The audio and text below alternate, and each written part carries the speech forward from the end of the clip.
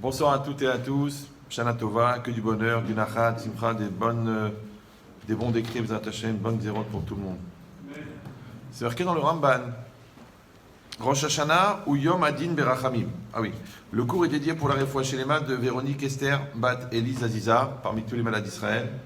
Et aussi à Mavdil, le cours est dédié pour l'Askara, l'Eilou Nishmato de Rav Meir Sebag Bar Zohara, Kachem Elef Sadishama parmi les tzadikim d'Israël. Donc c'est marqué dans le Ramban, Rosh Hashanah ou Yom Adin Berachamim. Rosh Hashanah, c'est le jour du jugement, Berachamim, c'est-à-dire dans la miséricorde. On sait que Din et Rachamim, a priori, c'est deux oppositions. Rachamim, c'est la miséricorde, et Din, c'est la rigueur. Maintenant, Rosh Hashanah, c'est Yom Adin. Mais c'est Yom Adin Berachamim, comme c'est l'explique le Ramban. C'est-à-dire, c'est le jour du jugement, mais qui se fait avec la clémence d'Hachem. Ve Yom Kippourim, il dit le Ramban, Yom Arachamim Bedin. C'est un jour de miséricorde, Bedin. D'accord? C'est-à-dire qu'il vient selon la règle. C'est-à-dire qu'Hachem, il a fixé un jour Meyuchad spécifique pour Yom Kippourim, pour le jour de la Kapara. D'ailleurs, il y a un midrash incroyable qui dit que quand c'est marqué au Bereshit Bar Elokim et Hashamim et Haaretz, les premiers psukim jusqu'à Yom Echad, là-bas le midrash, il dit on parle des Maasim des Tzadikim, Maasim des Rechaim, les actes des Tzadikim, les actes des Rechaim. Comme c'est marqué par Vaharetz Eitatohu, ce sont les actes des Rechaim. Vayomer Elokim Yehi Or, ce sont les actes des Tzadikim. Vayerev, le soir, ce sont les actes des Rechaim.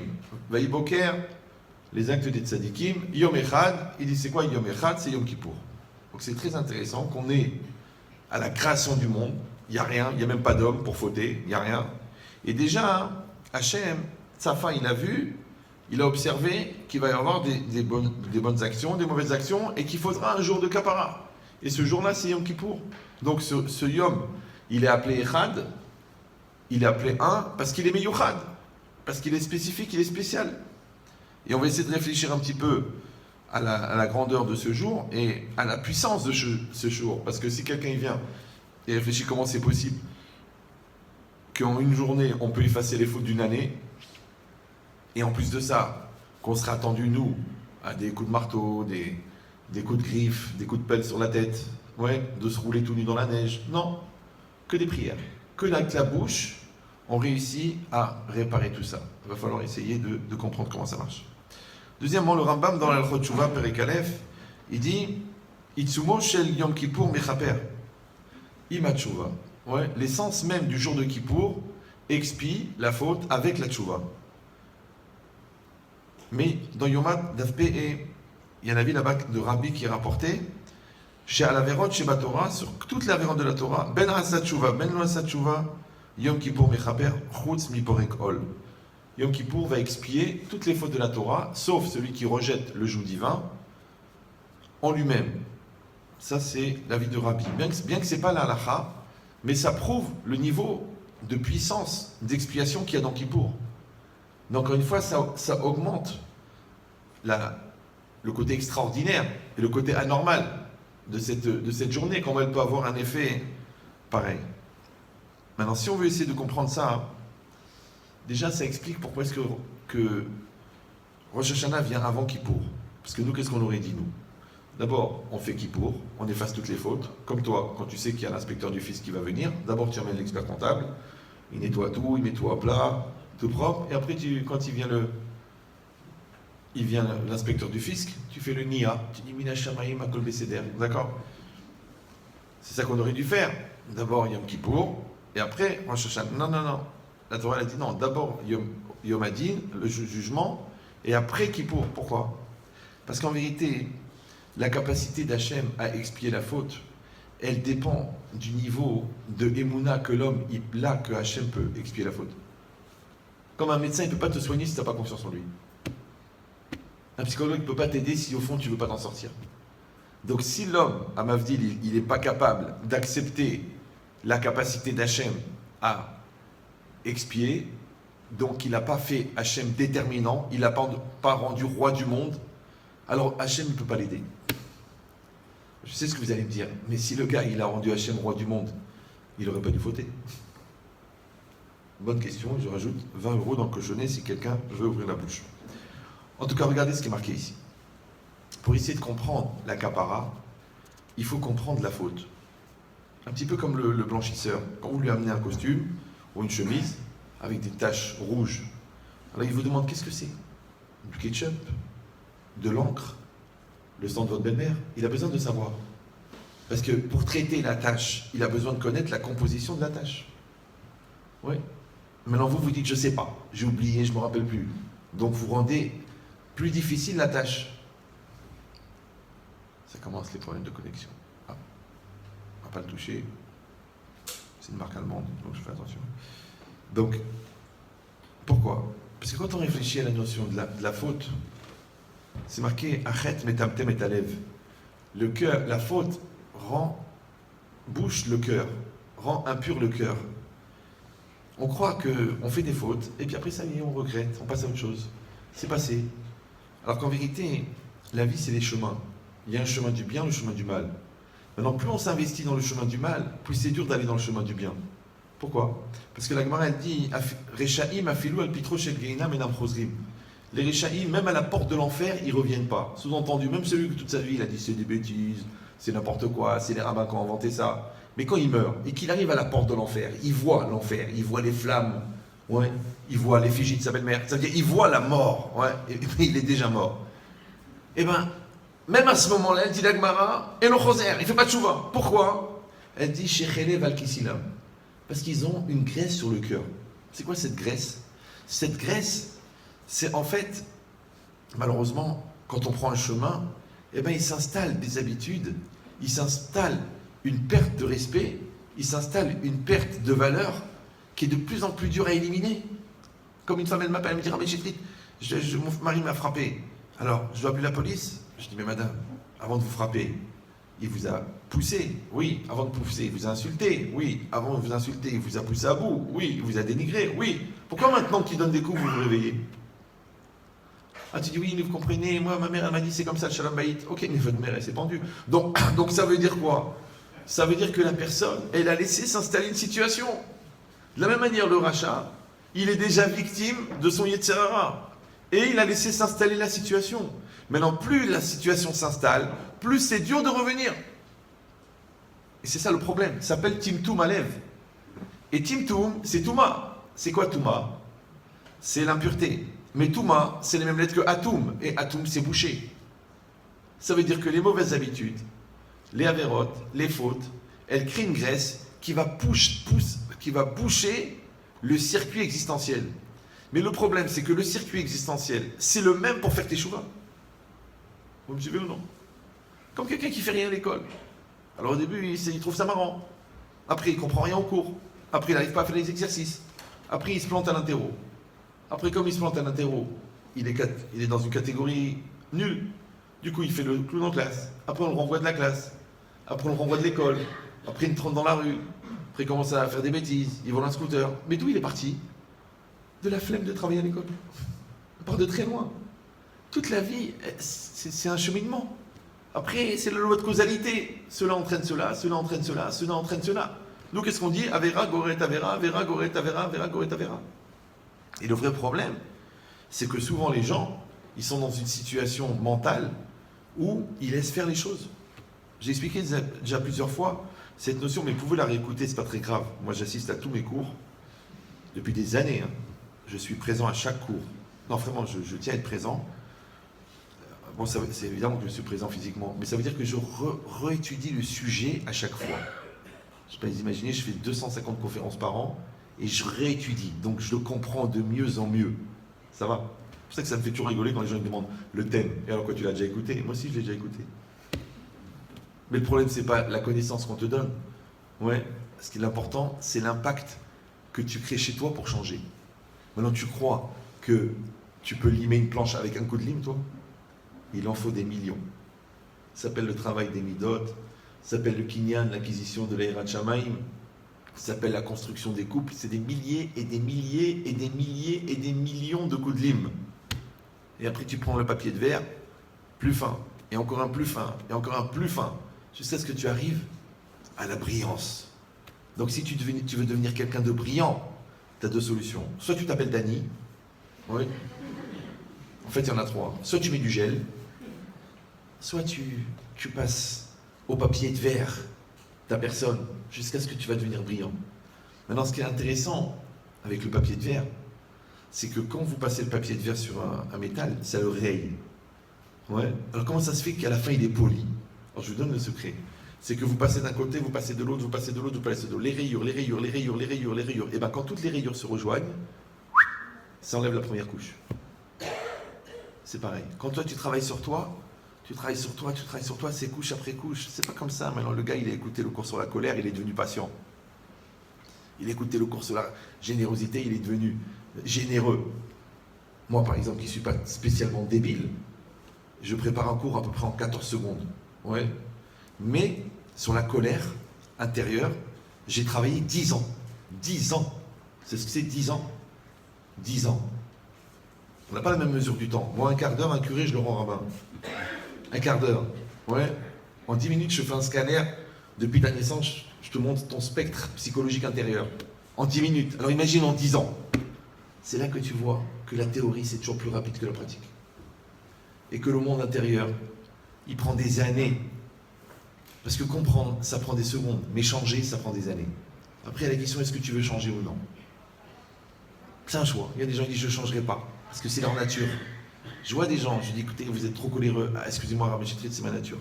Je dis, madame, il faut arrêter de mentir. Ah, je ne peux pas, c'est ma nature. Je dis, il faut arrêter d'avoir peur. Il n'y a rien de grave. Ah, c'est ma nature. Il faut arrêter de vous angoisser pour tout. Ah ben, ma mère était dépressive. Eh ben, c'est ma nature. Alors, je dis, écoutez, si c'est votre nature, pourquoi vous allez voir un rave? Allez voir un vétérinaire. Parce que c'est votre nature. Donc on n'est pas là pour suivre sa nature. On est là pour surmonter sa nature, pour dépasser sa nature. Ça s'appelle surnaturel. Maintenant, surnaturel, ça ne veut pas dire de marcher sur l'eau. Ouais, il y a un gars de chez nous qui a essayé déjà. Ouais, de monter au plafond, de voir des alligators qui sortent du Sefer Torah. Non, t'as pas besoin. Surnaturel, c'est un coléreux qui maîtrise sa colère.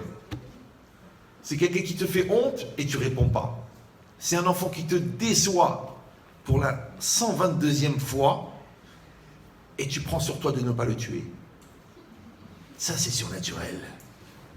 Ouais, c'est que tu sais que tu as raison et tu dis à ta femme, mon amour, on va faire exactement comme tu dis. Tu arrives à faire ça? Tu dis, là, c'est trop. Ouais. Moi, je vous dis un truc. Dans le Shalom Bayit, il ne faut pas chercher la vérité. Vous me suivez? Oulala. La preuve, c'est que même Dieu, il a menti pour le Shalom Bayit. Et toi, tu vas dire, non, mais moi, ce qui compte, c'est la vérité. D'accord? C'est vrai, le gars, il est divorcé, il est seul, jeté, en train de laver sa chemise. Il dit, voyez, j'avais raison. Ah, c'est bien. Ah, si tu avais raison, ça valait la peine de tout détruire, puisque tu avais raison. Qu'est-ce qu'on s'en fiche d'avoir raison, si ça détruit tout? Donc en fait, le secret, c'est que c'est marqué dans la Torah, dans mes lois, vous irez. D'accord? Vous irez, ça veut dire, c'est un acte conscient, volontaire et dynamique d'aller. Ani oler, Adam oler. Donc, et dans mes lois, vous irez. Ça va? C'est quoi le contraire d'aller? Rester sur place, reculer, se figer. Non. Le contraire d'aller, écoutez bien ça, il faut que ça vous rende bien clair dans la tête. Le contraire d'aller, c'est laisser aller. Vous me suivez ou non? Pourtant, je vous ai prévenu avant, mais vous n'écoutez pas. Je vous ai dit, c'est aller, c'est un acte conscient, volontaire et dynamique. Dès que tu es inconscient, laissez aller. Dès que tu es passif, laissez aller. Dès que tu n'as pas la volonté, laissez aller. C'est le laisser aller.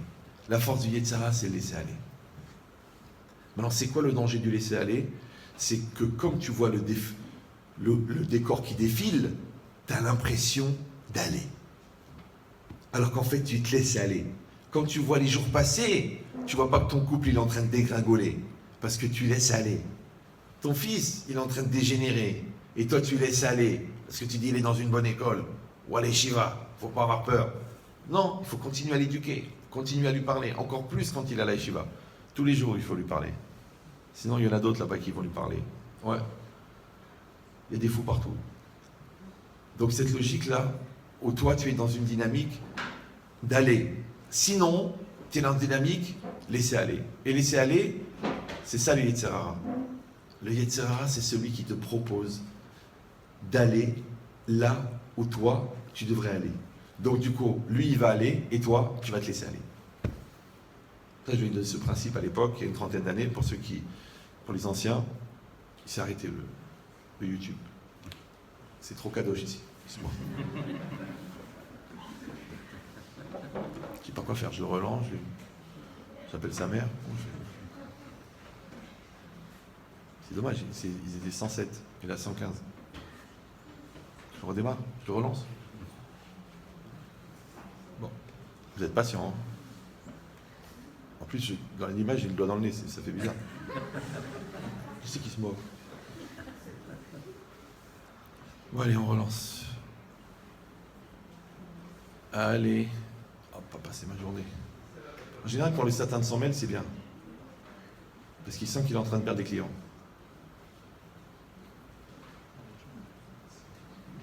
Bon, ça fait rien, on continue. Donc, si vous avez compris ça, alors à l'époque, je donne un exemple. Imagine une grande berline américaine. Elle fait 9 mètres de long, les vieilles de l'époque. Là, il y avait déjà 3 mètres de moteur. Entre le siège avant et le siège arrière, il y a 2 mètres. Et toi, tu es à l'arrière, sur le siège arrière allongé comme ça. Et tu vois que la voiture, elle avance. Ouais. Et tu vois qu'il n'y a personne qui est assis au volant. Ça va toujours? Donc tu te poses la question.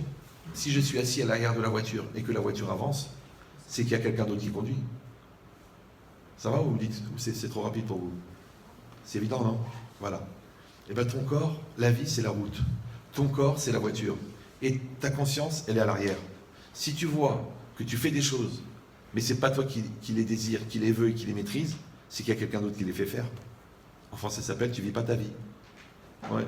Or, cet espace de vide de toi, que tu as créé en étant inconscient, ce que les Chachamim appellent « Essiar Da'at », ou perte de contrôle, ou perte de maîtrise, ou roi Shtout, ou un vent de folie, cet endroit-là, d'espace, de vide de toi, il s'appelle la Touma. Vous me suivez ou non? C'est pour ça qu'on dit que En Adam Met et la Ken Choté. Un homme ne meurt que s'il a fauté. Alors les gens ils croient que il meurt parce qu'il est puni. Non, parce qu'il y a plusieurs définitions de la mort. La mort la plus connue, c'est quand la Neshama quitte le corps.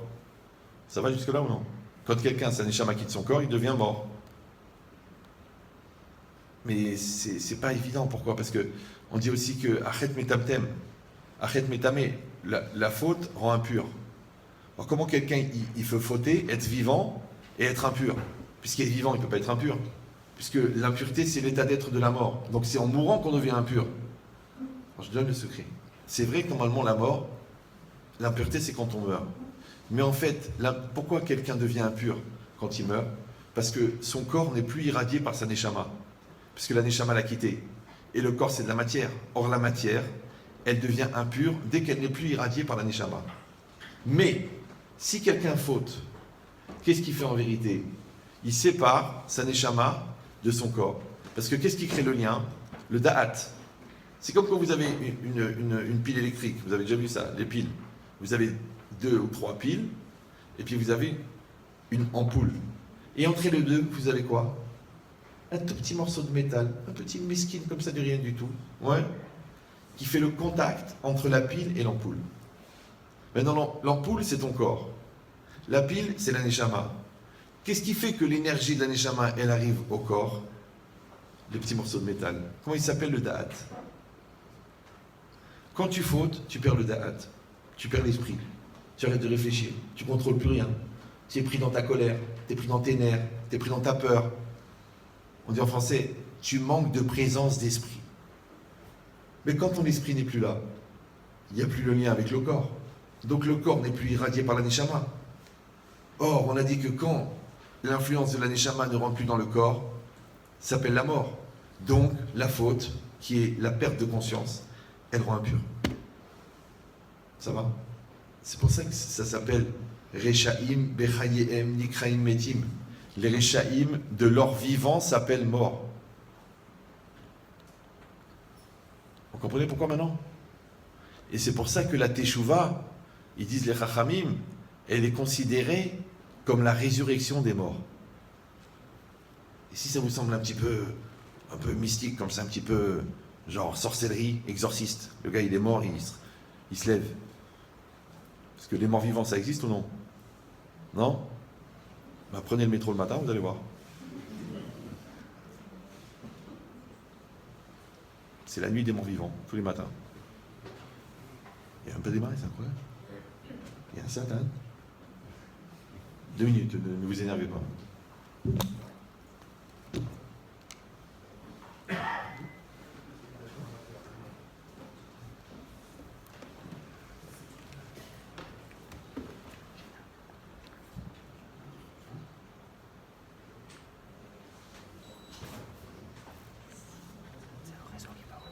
Ouais, c'est ça. Non, j'ai 4G, mais il n'y a que 2 barres. Mais là, le problème, c'est qu'il se coupe carrément. Normalement, il me met mauvaise connexion. Et là, il fait rien.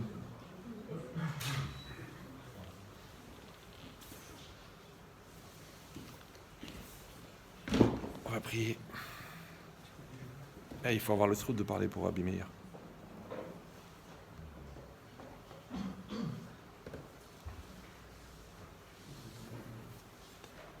Donc on a compris maintenant pourquoi est-ce que le chet il est métamtem. Après c'est marqué en adam met et l'emken roté, on a compris aussi pourquoi. Après le chet, ils disent les mefashim, c'est un kécher, c'est un lien avec la gashmiout, avec la matérialité. Pourquoi? Parce que Hachem, il a fait un truc un peu spécial, c'est qu'il nous a demandé d'aller chercher la spiritualité dans ce monde. Le seul problème, c'est qu'il a caché la spiritualité à l'intérieur de la matérialité. Ce qui aurait été simple, c'est qu'il y aurait des endroits très très très matériels, genre Sodome et Gomorre, Las Vegas, ouais, et il y aurait des endroits très très très spirituels. Hachem il a dit non. Je vais mettre la spiritualité à l'intérieur de la matérialité, et à vous d'aller la chercher. Donc il a mis de la bouffe, et dedans il a mis la bracha. Donc toi tu dois faire la bracha pour faire ressortir Hachem qui est dans la nourriture. Ouais. Il a mis la femme. Quel est le défaut majeur de la femme? Vous savez, non? Le défaut majeur de la femme? Non. C'est qu'elle est belle. Et comme elle est belle, il y a beaucoup d'hommes, malheureusement, qui mettent des années à comprendre que leur femme n'est pas un objet. C'est pour ça que la Torah elle a donné le respect, elle a donné la nida. Parce que pendant la nida, la femme n'a pas de corps. Alors tu vas continuer à l'aimer, ou tu vas la mettre à la gnisa. En attendant qu'elle revienne à la vie, en sortant de l'eau. C'est pareil les parents. Quand ils t'aident, quand ils te donnent à manger, ils donnent... Ouais, là tu te rappelles qu'ils existent. Mais quand ils vieillissent, ou quand Chazvé Shalom ils deviennent Alzheimer, tu te dis à quoi ça sert d'aller la voir et elle ne me reconnaît pas. Mais toi, Yabrel, quand tu es né, tu faisais caca toutes les 3 heures. Elle s'est occupée de toi ou elle a dit il comprend rien, ça sert à rien, il dit même pas merci. Voilà. Donc en fait, la vieillesse des parents, c'est l'occasion pour les enfants de rendre un petit peu ce qu'ils ont reçu. Et toute la vie, c'est pareil. Les gens, ils croient en Dieu quand ça va bien. Baruch Hashem, Baruch Hashem. Dès qu'il y a un problème, ils ne croient plus en Dieu. Mais c'est le même Dieu. C'est le même Dieu. Pourquoi tu t'éloignes de lui? J'ai dit oui, mais j'ai eu des épreuves, je l'ai quitté. C'est comme les gens, ils me disent, vous savez, Rav Chetrit, j'étais Shomer Shabbat, mais quand j'ai perdu mon père, avec tout ce que j'ai prié, ça m'a tellement choqué, j'ai arrêté d'être Shomer Shabbat. Je dis non, vous n'avez pas de regret à avoir. Il me dit non. Je dis non. Il me dit pourquoi? Je dis parce que vous n'étiez pas Shomer Shabbat. Parce que si vous êtes Shomer Shabbat à condition qu'il n'y a rien qui se passe, si vous étudiez la Torah à condition qu'il n'y a pas une promotion sur les costards, si vous gardez la Kedusha à condition qu'il n'y a pas une fille mal habillée qui passe à côté de vous, si vous êtes fidèle à condition qu'il n'y ait pas une tentation, alors vous n'êtes pas marié. Vous me suivez ou non? Et si vous dites, c'est un peu exagéré, le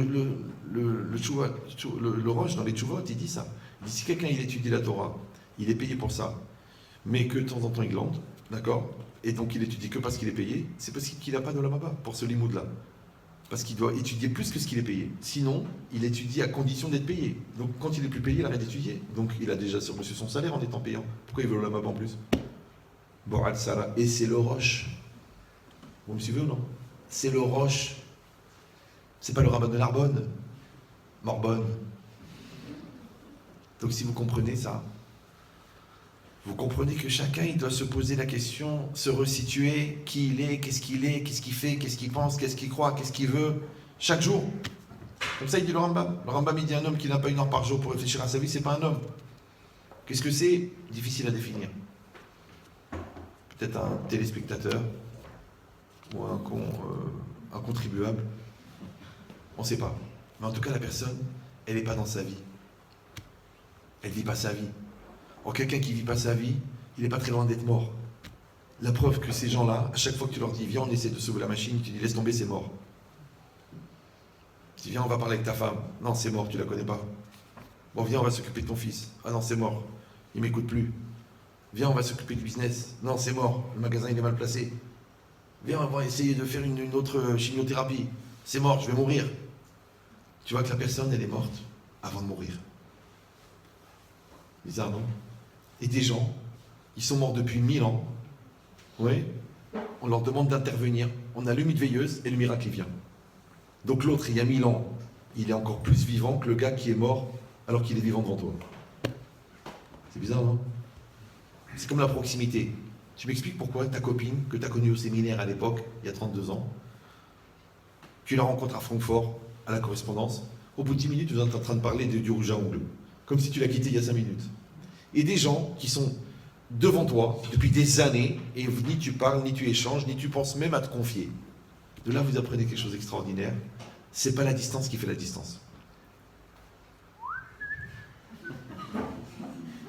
Voilà. Eh bien, avec Hachem, c'est pareil. Hachem, il peut être très loin, il dit le Moré d'Ebrahim. Oui, il peut être juste là. Ouais, il peut être loin, parce que tu dis Hachem, au bout de l'univers, Hachem, le maître de la galaxie. Non, tu confonds avec Star Wars. Ouais, non.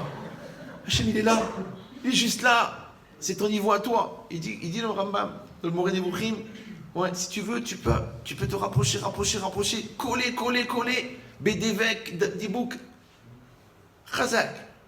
Ou alors, les hâtes. Atam, mitztalek, mimeno, et à la fin, il n'y a plus rien. C'est bizarre, non? Moi, je vois ma mère, qu'Hachem la garde en bonne santé, qu'elle ne sait même pas lire en hébreu. Elle se met devant la mezouza, elle met la main, elle marche comme ça doucement, elle met la main, je peux te dire, elle est avec Hachem. J'ai raconté ça déjà plusieurs fois. Moi, j'étais à l'Yeshiva, donc j'étais en plein dans les Ramban, là, le temps, l'espace, la Hachem, la Ashgacha, le Nefesh HaChaim, le Dibouk, le Chafetz Chaim, le Chbab. Et je rentre à la maison, Shabbat ou quoi, par mois, et je la vois, elle est en train de ranger, elle ne trouve pas son balai. Alors elle dit, Ya Rabbi, où il est mon balai? Alors moi je dis, Ya Rabbi, pour ceux qui n'ont pas décidé de s'intégrer à la France de demain, ça veut dire Dieu, en arabe. Ouais. Je lui dis, maman, Hachem il gère l'univers. Tu lui demandes où il est ton balai? Tu le déranges pour ton balai? Qu'est-ce qu'elle me dit? Elle me dit, bien sûr. Je dis, mais il a que ça à faire, Hachem, de chercher ton balai? Oui, il a que ça à faire. Tiens, d'ailleurs, le voilà, Baruch Hachem. Vous me comprenez ou non? Donc imagine une personne que toute sa vie, elle parle avec Hachem même pour le balai. Donc après, quand elle a besoin de quelque chose, encore plus qu'elle parle. Après, quand elle fait une bracha, encore plus. Encore là, j'ai rencontré un monsieur. Il dit, ah mais chérie, venez, je vous embrasse. Ah là là, merci beaucoup. Je dis, qu'est-ce qui se passe? Mais ma femme, elle est enceinte. Ah bon, ben Mazel Tov. Je dis, mais non, vous vous rappelez pas, on s'est vu à l'aéroport. Ça fait 10 ans qu'elle n'était pas enceinte. 10 ans de mariage, elle n'était pas enceinte. Et moi, j'étais avec ma mère. Il vient me voir, Rabbi Chetrit, une bracha, je veux une bracha de vous. Ma femme, elle n'arrive pas à tomber enceinte, on est là tous les deux. On veut une bracha du Rav. Je dis, comment vous me demandez à moi? Mais moi, je suis la photocopie, voilà l'original. Il y avait ma mère à côté de moi. Je dis, maman, fais-lui la bracha à la femme. Elle me dit, bébé, qu'est-ce que je lui dis, moi? Je connais pas, moi, je sais, moi, fais une bracha, elle a eu peur que ça lui fasse pousser la barbe, ouais. Je dis, tu lui mets la main sur la tête, comme ton cœur. Béhémet, 6 mois après, je le vois, il me dit, ma femme est enceinte. Pourquoi? Parce que c'est un concentré de particules élémentaires de hninout. Pour ceux qui connaissent. C'est du hnin à la puissance du hnin. À la puissance du hnin, que toi, il va falloir que tu manges des Mesilat Yesharim toute la journée pour arriver à ça. Vous comprenez cette logique-là? c'est qu'en vérité, on met des années à revenir à la simplicité. Parce qu'on est compliqué. Parce qu'on fait des cheshbonotes, on fait des calculs, on fait des spéculations, on fait des pilpoulim. Mais tu as perdu la tmemout, Baba. De la même manière avec Hachem, quand tu mets la séparation, parce que tu fais tes calculs, tu dis, je fais le dafayomi, mais je vais à la plage mixte. Je révise les halachot, mais je suis abonné à Netflix. Ma femme, elle va au mikvé, mais je drague la bonne, qui n'est pas forcément la mauvaise. C'est ça ton problème à toi. C'est que tu es incohérent. Donc des fois, tu ne dois pas faire tes chouvas sur la Torah. Tu dois faire tes chouvas sur l'incohérence. Tu ne dois pas faire tes chouvas sur le Shabbat. Tu dois faire tes chouvas sur l'ignorance. Parce que regarde le goy. Ouais. En 2 ans, il connaît la halachot Shabbat. Toi, en 58 ans, tu coupes encore le papier de toilette. Encore, tu prends les arêtes du poisson. Et ouais, jusqu'à quand? T'attends de mourir pour devenir chômeur Shabbat? Si j'ai un chômeur Shabbat. Et je lui dis, mais je ne sais pas. Je ne savais pas. J'ai pas appris. Essaye de dire ça dans un tribunal goy. Tu rentres au tribunal, tu dis, je ne sais pas. Il dit, nul n'est censé ignorer la foi. Donc tu vas acheter un livre qui est écrit par un très grand rave qui s'appelle Debrasek. Débrouille-toi. Allez, va travailler, va. Va t'excuser, va t'arranger, va trouver des solutions.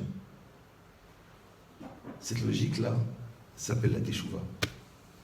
C'est-à-dire que tu arrêtes le compromis, tu arrêtes le oui, mais, et tu fais des choses entières.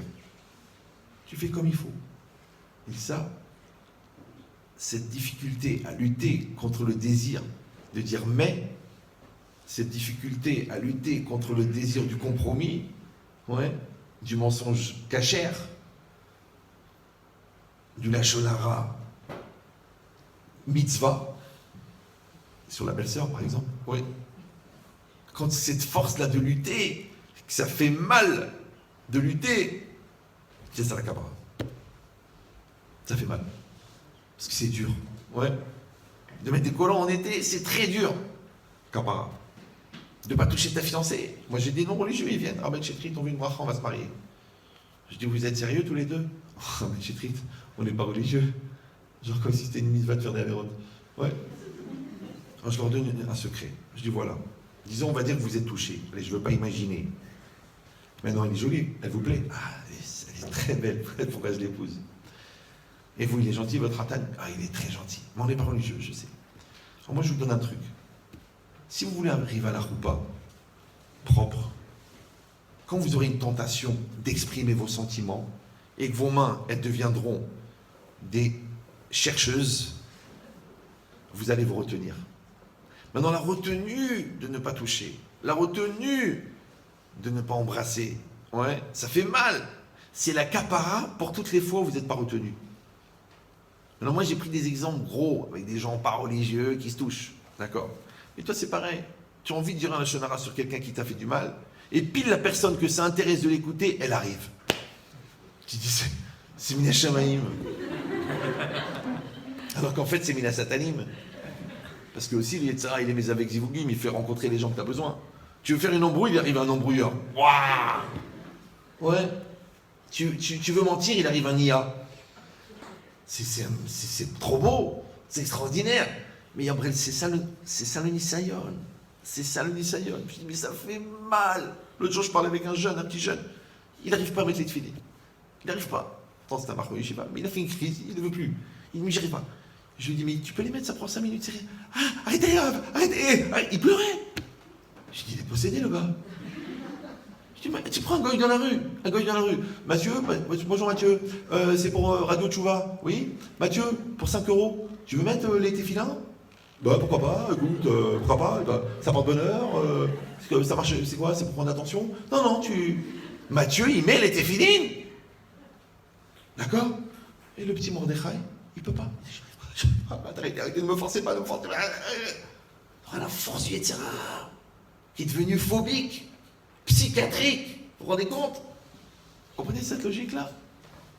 Pourquoi? Parce que Comment l'expliquer 1 million de fois avec la bouteille? Vous vous rappelez de la bouteille ou non? Je dis dans toutes les conférences. Donc soit vous arrêtez d'écouter, soit vous écoutez la répétition. Cette bouteille, vous la voyez ou non? Si je la vide, elle se remplit d'air. Qui a mis l'air? Vous allez dire, la science elle dit que la nature n'aime pas le vide, donc quand vous enlevez l'eau, il y a de l'air qui rentre. D'accord? Ok, c'est la nature. Donc il va dire non, c'est Hachem qui a mis l'air. C'est Hachem, il s'ennuie, il remplit des bouteilles d'air. Après, il y a celui qui n'est ni religieux ni scientifique. Ce qu'on appelle les Jacques, ou les Brels, c'est bon. Ouais. Il dit, ben c'est rien. Elle est venue comme ça, pas rien. Ça s'appelle l'air de rien. Non, je vais vous dire, moi. Vous savez qui c'est qui a mis l'air? Celui qui a enlevé l'eau. Je dis, non. Donc celui qui a enlevé la confiance, il a mis les soupçons. Celui qui a enlevé la simcha, il a fait rentrer la ramma. Celui qui a enlevé la Torah, il a fait rentrer la touma. Parce que le vide n'existe pas. Donc si toi, très très tôt, tu ne construis pas un ori, un jeu très fort, automatiquement l'Yetzirah il prend la place. Et comme la nature, c'est beaucoup plus facile de se laisser aller que de se prendre en main, c'est pour ça qu'il y a beaucoup d'enfants, juste après la bar mitzvah, ils font la crise. Pourquoi? Je dis, mais pourquoi était petite sadique, les Mishnah d'autres par cœur? C'est lui qui est venu le premier, il dit, papa, j'ai une question pour la paracha. Il fait la bar mitzvah 2 jours après. Laissez-moi tranquille, ça me saoule, je ne peux pas être religieux comme vous. Tu dis, attends, mais c'est pas possible. Enfin, Mordechai, ah non, à partir de maintenant, c'est Kevin. Comme papy. Mais qu'est-ce qui t'arrive? Alors je vous dis pourquoi. Parce qu'il dit Rav Dessler que quand la personne n'a pas développé sa nourriout, son moi, étant donné qu'elle est Yetzirah depuis la naissance, et que le Yetzirah Tov, il vient à la bar mitzvah, donc il se retrouve avec un Yetzirah de 13 ans et un Yetzirah Tov de 1 jour. Qui c'est qui va gagner? Premièrement. Celui-là, il écoute depuis qu'il est né. Celui-là, il vient d'arriver. Qui va écouter? Celui qui dit.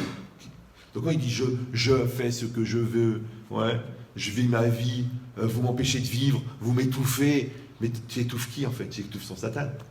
Mais comme son je n'existe pas et que lui il est sous influence, donc le Satan il parle à sa place. Et toi tu t'engueules avec ton Satan, avec le Satan de ton fils, au lieu de parler avec ton fils.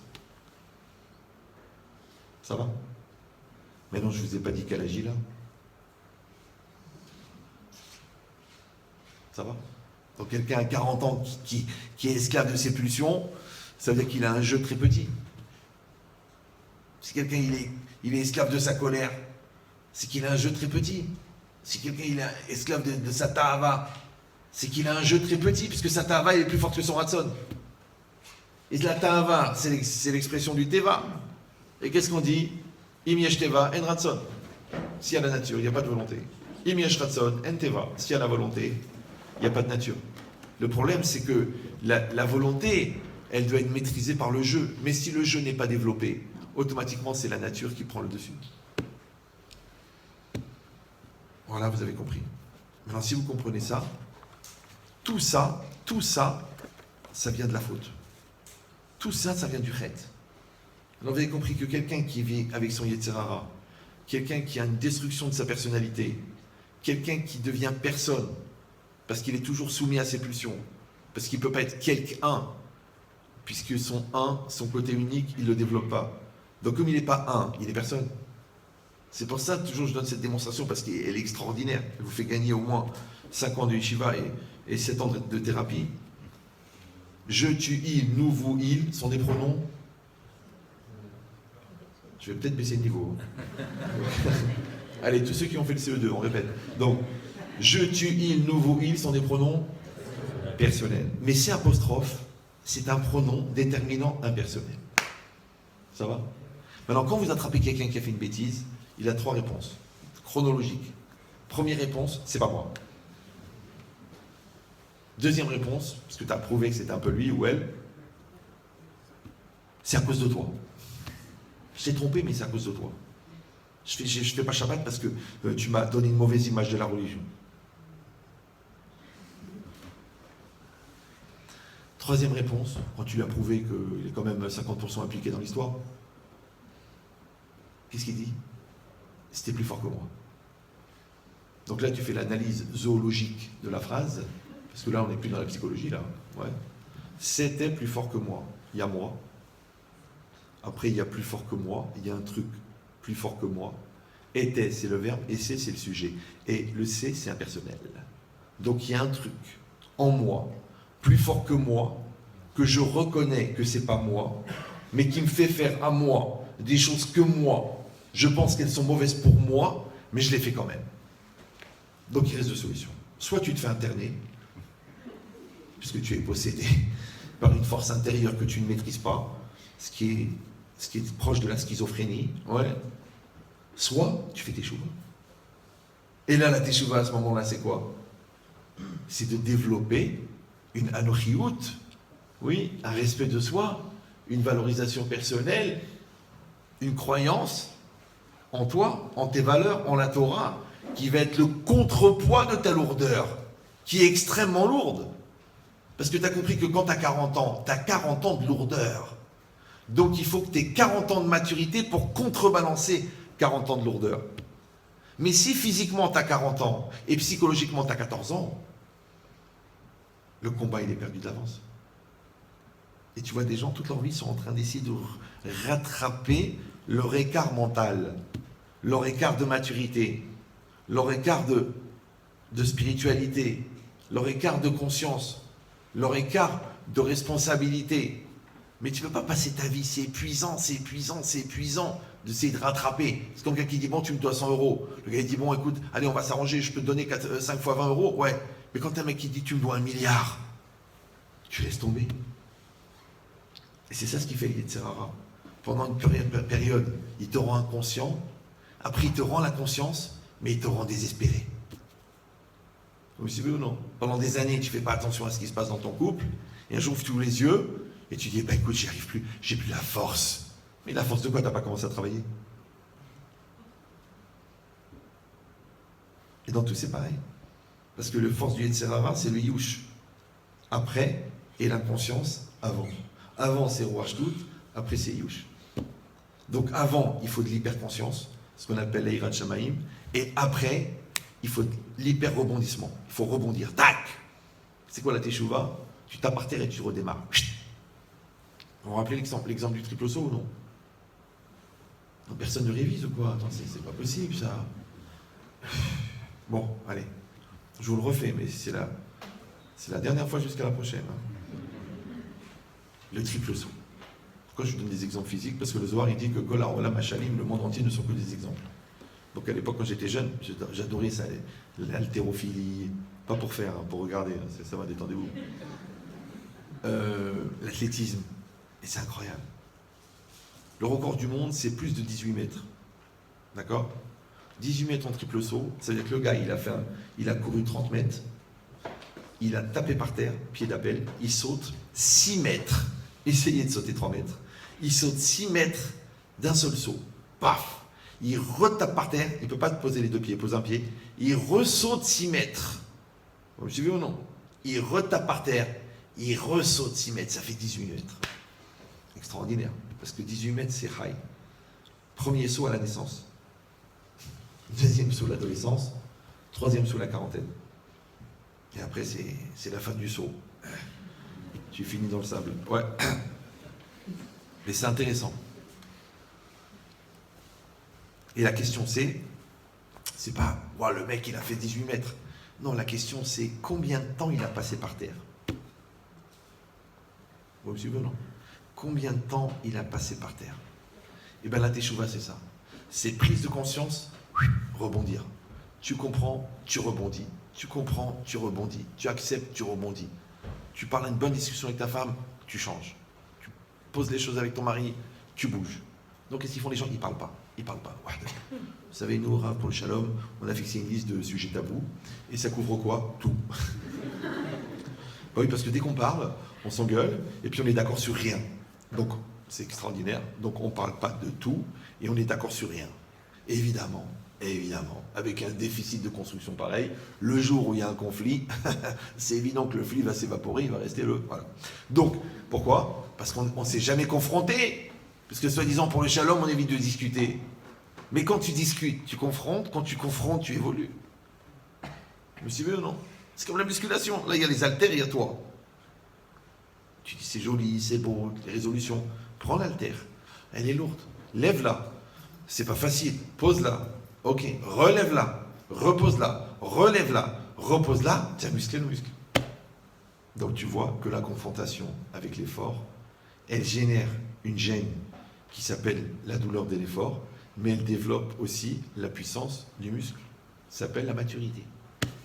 Donc, un couple mature, c'est un couple qui se confronte. Une relation avec des enfants matures, c'est des enfants avec qui tu échanges. Oui. Quand tu t'assumes dans le travail, automatiquement, tu augmentes ton niveau de responsabilité. Ton niveau de responsabilité, il développe ton niveau de maturité. Ton niveau de maturité, il augmente ton salaire. Toi, tu te dis, moi, je veux pas de responsabilité, moi, je veux pas me prendre la tête, moi, détente. Bon, bah écoute, tu gagnes donc tes 394,04 €, compensés par ton RSA, que tu n'as pas déclaré ton travail, et bien Inara, tu arrives à 750 €. Étant donné que tu as 2700 € de loyer, donc il ne te reste plus qu'à trouver un tabouret et une corde en solde chez Lidl. D'accord? Non, tu dis pourquoi? Si je finis pas le chasse, je gagne 20 000 €. Va travailler. Ah, tu sais, c'est dur. Et t'as pas remarqué, plus c'est dur, moins tu travailles. Moins tu travailles, plus c'est dur. Pourquoi?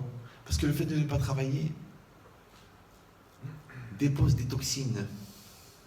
Tu sais, c'est comme tous les ans, il y a la promotion sur la salle de sport, tu t'inscris. En plus, maintenant, c'est une salle de sport pour femmes, pour hommes. Ouais, je peux aller avec la kippa et tout, c'est super. Tu t'inscris. Première semaine, tu démarres. Allez. Ah, tu rentres chez toi, les courbatures, tu as mal partout. Ah, une semaine, tu t'arrêtes. Mais tu as payé pour un an. C'est pas grave, vous faites un avoir, parce que de toute façon, vous êtes fait avoir. D'accord? Et tu arrêtes. L'année d'après, à Rodon Colo, tu recommences, et tu arrêtes, et tu recommences, et tu arrêtes. Pourquoi? À cause des courbatures. Maintenant, vous savez ce que c'est les courbatures? Le muscle, quand il n'est pas utilisé, il cumule des toxines. Quand vous faites de la musculation, vous éliminez les toxines pendant la première semaine. Donc ça fait mal. Maintenant, le jour où tu as éliminé les toxines, ça fait plus mal. Maintenant, toi, tu t'arrêtes. Pourquoi? À cause des toxines. Mais les toxines, mais à cause des douleurs. Mais les douleurs et les courbatures, elles viennent du fait que tu ne travailles pas. Maintenant, tu ne travailles pas ton couple, tu cumules des toxines. Le jour où tu veux travailler, ça fait mal dans les midotes. Donc, tu t'arrêtes. C'est pareil. Tu ne parles pas avec ton fils parce que tu as peur qu'il te dise des choses qui vont te dégoûter. Donc, tu n'es pas prêt à entendre. Si tu n'es pas prêt à entendre, tu ne peux pas parler. Comme tu ne parles pas, il n'y a pas de dialogue. Quand il n'y a pas de dialogue, un jour tu viens, tu dis écoute, il y en a, il m'a dit ça. Il m'a dit, vous savez, Rav, j'ai écouté votre cours sur relations parents-enfants. J'ai été voir mon fils, je lui ai dit, papa, mon fils, il faut absolument qu'on parle. J'ai écouté un cours extraordinaire. Tu sais ce qu'il m'a répondu, mon fils? Il m'a dit, papa, j'ai mis 19 ans à m'habituer à ton absence et maintenant tu m'imposes ta présence. Je ne sais pas si vous allez dire, ah, mais ça, c'est vraiment des cas spéciaux. Une fois, j'ai téléphoné à Strasbourg, à Roche-Collèle, je lui ai dit, il faut que tu parles à ta fille. Je sais que c'est Bitul Torah, mais vu qu'on t'a confié une Neshama, il faut que tu t'en occupes. C'est normal. Parce que sinon, elle va trouver des fous qui vont l'écouter. Et eux, ils demandent une compensation en nature. Donc prends du temps pour lui parler. Alors à Botaï, quelle différence? À faire l'effort de parler avec ses enfants, faire l'effort de parler avec son mari, même si ça coûte, faire l'effort de soulever les haltères, et faire l'effort de faire tes chouvas. Quelle différence? Moi, je vois pas de différence. J'arrive pas. J'arrive pas. Parce que c'est dur la colère, mais tu prends sur toi. Ouais. Les mauvaises habitudes, tu prends sur toi. Quelle est la meilleure manière de prendre des bonnes habitudes? Ben, c'est de prendre des bonnes habitudes. Mais non, quand tu prends pas des bonnes habitudes, tu prends des mauvaises habitudes. Tu prends des mauvaises habitudes. Tu prends des mauvaises habitudes. Et j'allais dire, Ramin Chitri, j'arrive pas à me lever le matin à la tefila. Je dis, ok, mais tu te couches à quelle heure? 4 heures. Mais c'est difficile, ça fait des années. Bah, ton corps, il est formaté.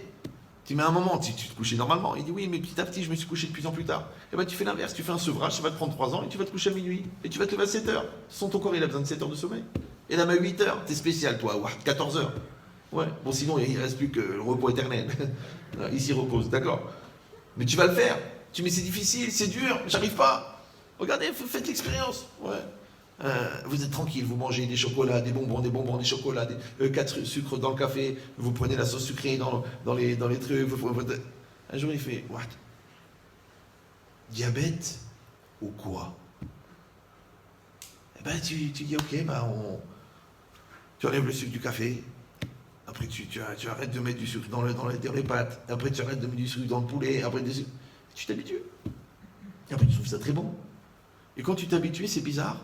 Quand tu prends un café avec sucre, tu fais ouf, c'est trop sucré. Mais comment tu arrives à boire ça? Ça veut dire que tu vois que ça existe l'habitude, heureusement. Ouais.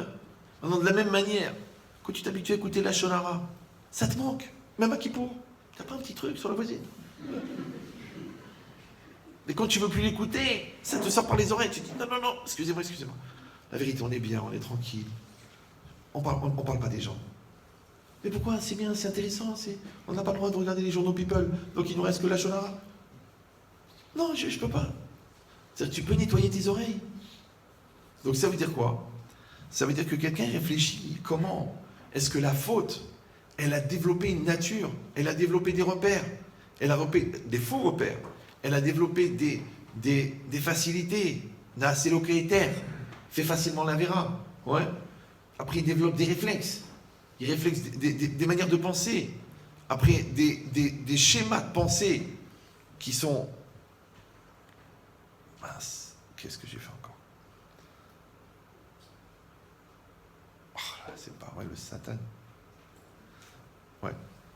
Des schémas de pensée. Alors maintenant, la question qu'on a, si vous avez compris tout ça, donc vous avez compris toutes les branches de la Vera, comment Kippour il peut effacer tout ça?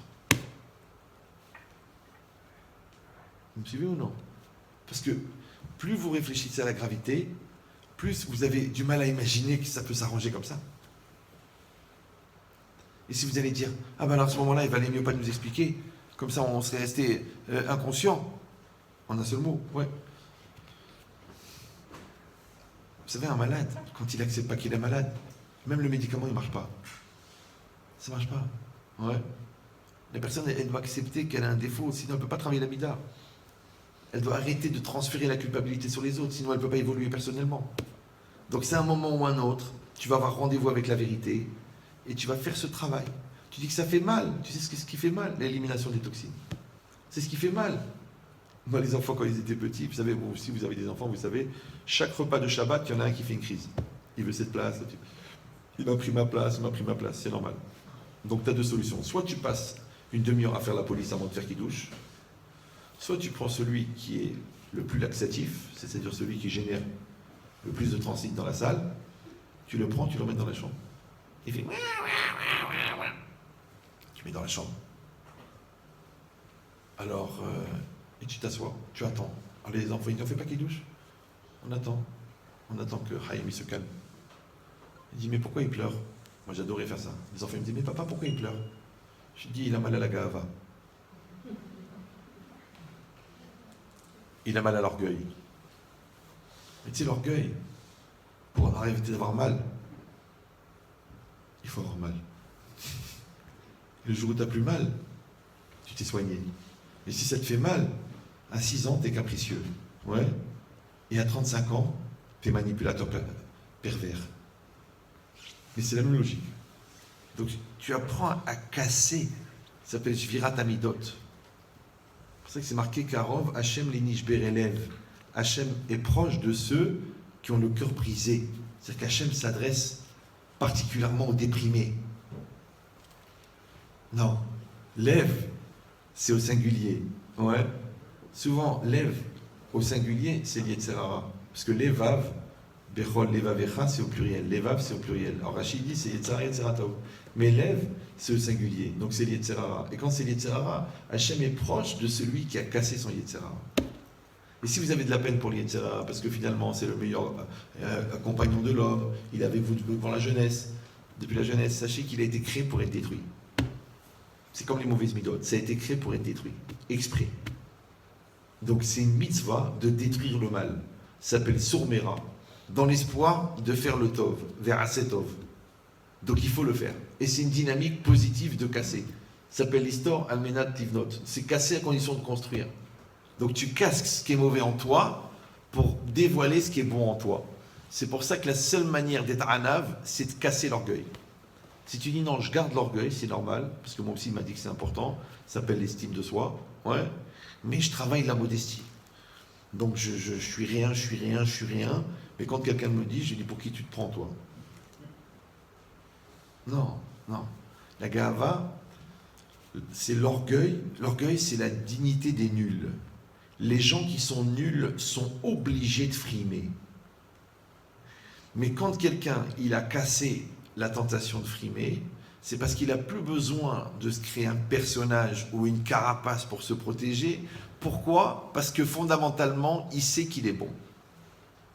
Donc quand tu es bon dans un domaine, tu frimes pas, tu sais que tu es bon. Si toi tu sais que tu es une bonne cuisinière, si toi tu sais que tu es un bon vendeur, si toi tu sais que tu connais bien la Gemara Kiddushin, si toi tu sais que tu as bien appris la Halachot Shabbat, quand tu dis je connais la Halachot Shabbat, c'est pas de la frime. Vous suivez ou non ? Parce que la Gahava, l'orgueil, c'est de croire que tu es plus que ce que tu es, ou moins que ce que tu es. Parce que vous savez, il y a la Gahava positive, la Gahava négative. Vous savez ça ou non ? Il y a des gens, par exemple, qui vont dire ouais, je suis le meilleur, je suis le meilleur, je suis le meilleur. C'est de la Gahava, sauf s'ils sont bons. D'accord ? Mais quelqu'un, il va dire ouais, je suis le pire, je suis le pire, je suis le pire. Et les gens, par exemple, ils sont dans la souffrance, tu leur dis, tu sais, c'est vrai que tu t'es cassé le poignet, mais il y a eu la Shoah. Ouais, tu dénigres ma douleur, ma souffrance. Ils veulent avoir le monopole de la douleur. C'est des gens qui se plaignent tout le temps. Ouais. D'ailleurs, en psychiatrie, on les appelle des murs des lamentations. Ils n'arrêtent pas de se plaindre.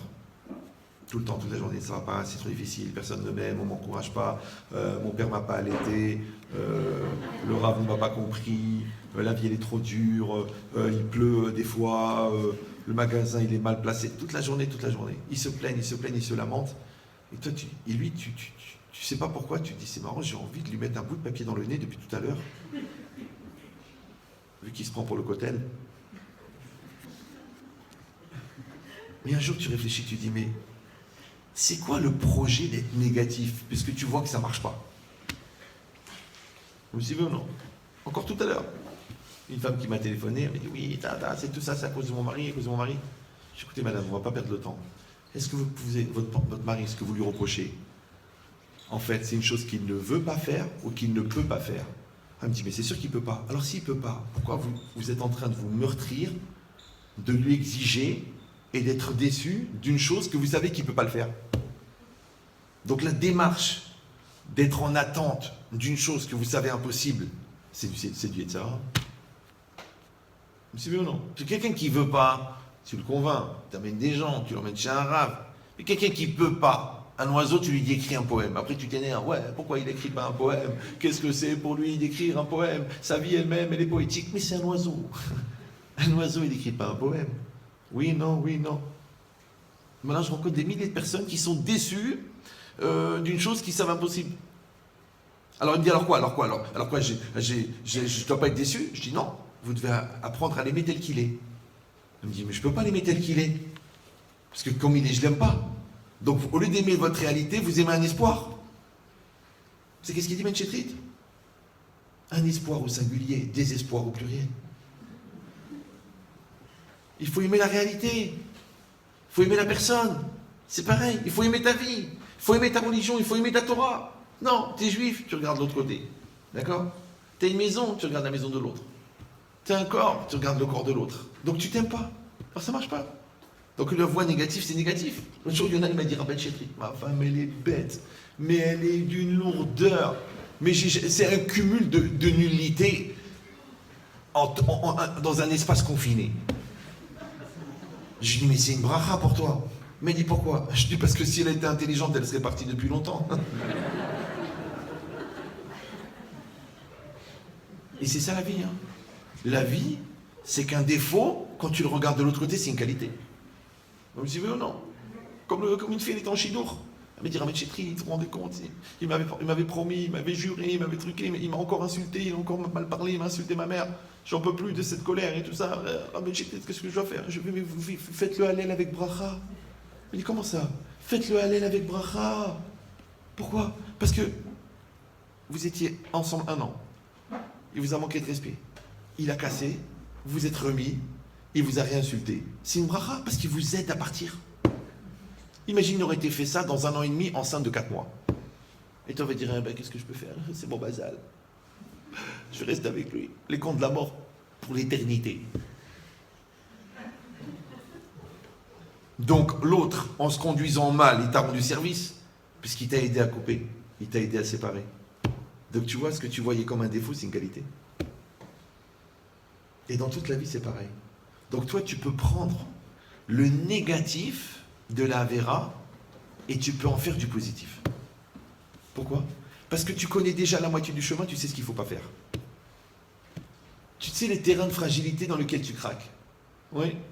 Tu sais tes tendances. Tu sais ta nature, tu connais tes manques. Mais tu as déjà fait la moitié de ta teshuva. Après, tu as deux solutions. Soit tu dis, écoute, c'est plus fort que moi, je me laisse porter par. Ouais. Soit tu dis, je vais lutter contre. Et si tu vas dire, oui, mais de lutter, ça sert à rien, j'ai essayé plein de fois.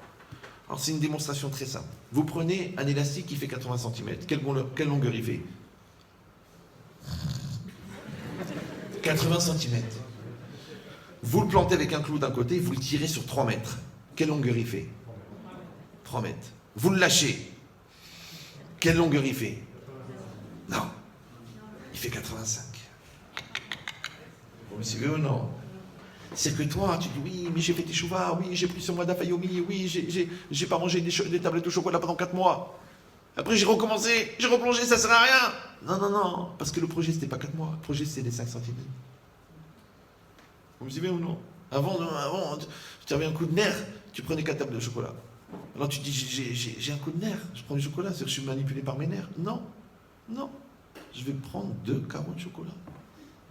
Je vais les kiffer, doucement, doucement. C'est pas que je vais avaler les tablettes avec les nerfs pour me venger qui m'a pas laissé partir chez Chanel pour acheter mon sac. Tu prends 2 carreaux de chocolat, tu dis les voilà, je les prends, je les mange, je les kiffe. Et tu dis allez, prends encore 8. Tu dis non, j'ai dit 2. Donc c'est toi qui manges la tablette, c'est pas la tablette qui te mange. Ça y est, t'as gagné. Un petit peu, non? Et dans tout, c'est pareil. Tu marches dans la rue, elle arrive la folle. Elle a mis un dos nu, mais à l'envers. Ton scanner, il s'allume. Viande fraîche, viande fraîche, viande fraîche, viande fraîche. T'entends les talons? C'est là. Donc t'as les talons, t'as la jument. Tu dis, Yahya, ne tourne pas la tête. Non mais ça va, il n'y a rien de... Ne tourne pas la tête, tu sais très bien ce qu'il y a. Tu le sais. Fais pas le malin. Pourquoi tu as envie de tourner la tête? Tu sais très bien qu'il y a un truc qu'il ne faut pas regarder. Tourne pas la tête. Merci Hachem de m'avoir permis de lutter contre. Parce qu'en général, qu'est-ce que tu fais? Tu entends le bruit, réflexe, tu tournes la tête, tu vois, après tu fais mais tu n'enlèves pas ta tête. Tu es un petit malin toi. Tu prends 50 000 photos, 1,5 milliard de pixels, et après le soir tu récupères les images et tu deviens scénariste. Et qui c'est qui va être le héros? Regarde sur lauralinou.com. C'est pour ça que c'est pas interdit de voir une femme mal habillée, vous savez ça. Ce qui est interdit, c'est d'aller rentrer dans l'histoire. Vélo tatoro achare levafrem. C'est si tu marches dans la rue, tu vois, tu tournes la tête. Mais si tu tournes pas la tête et tu enregistres, là c'est assaut.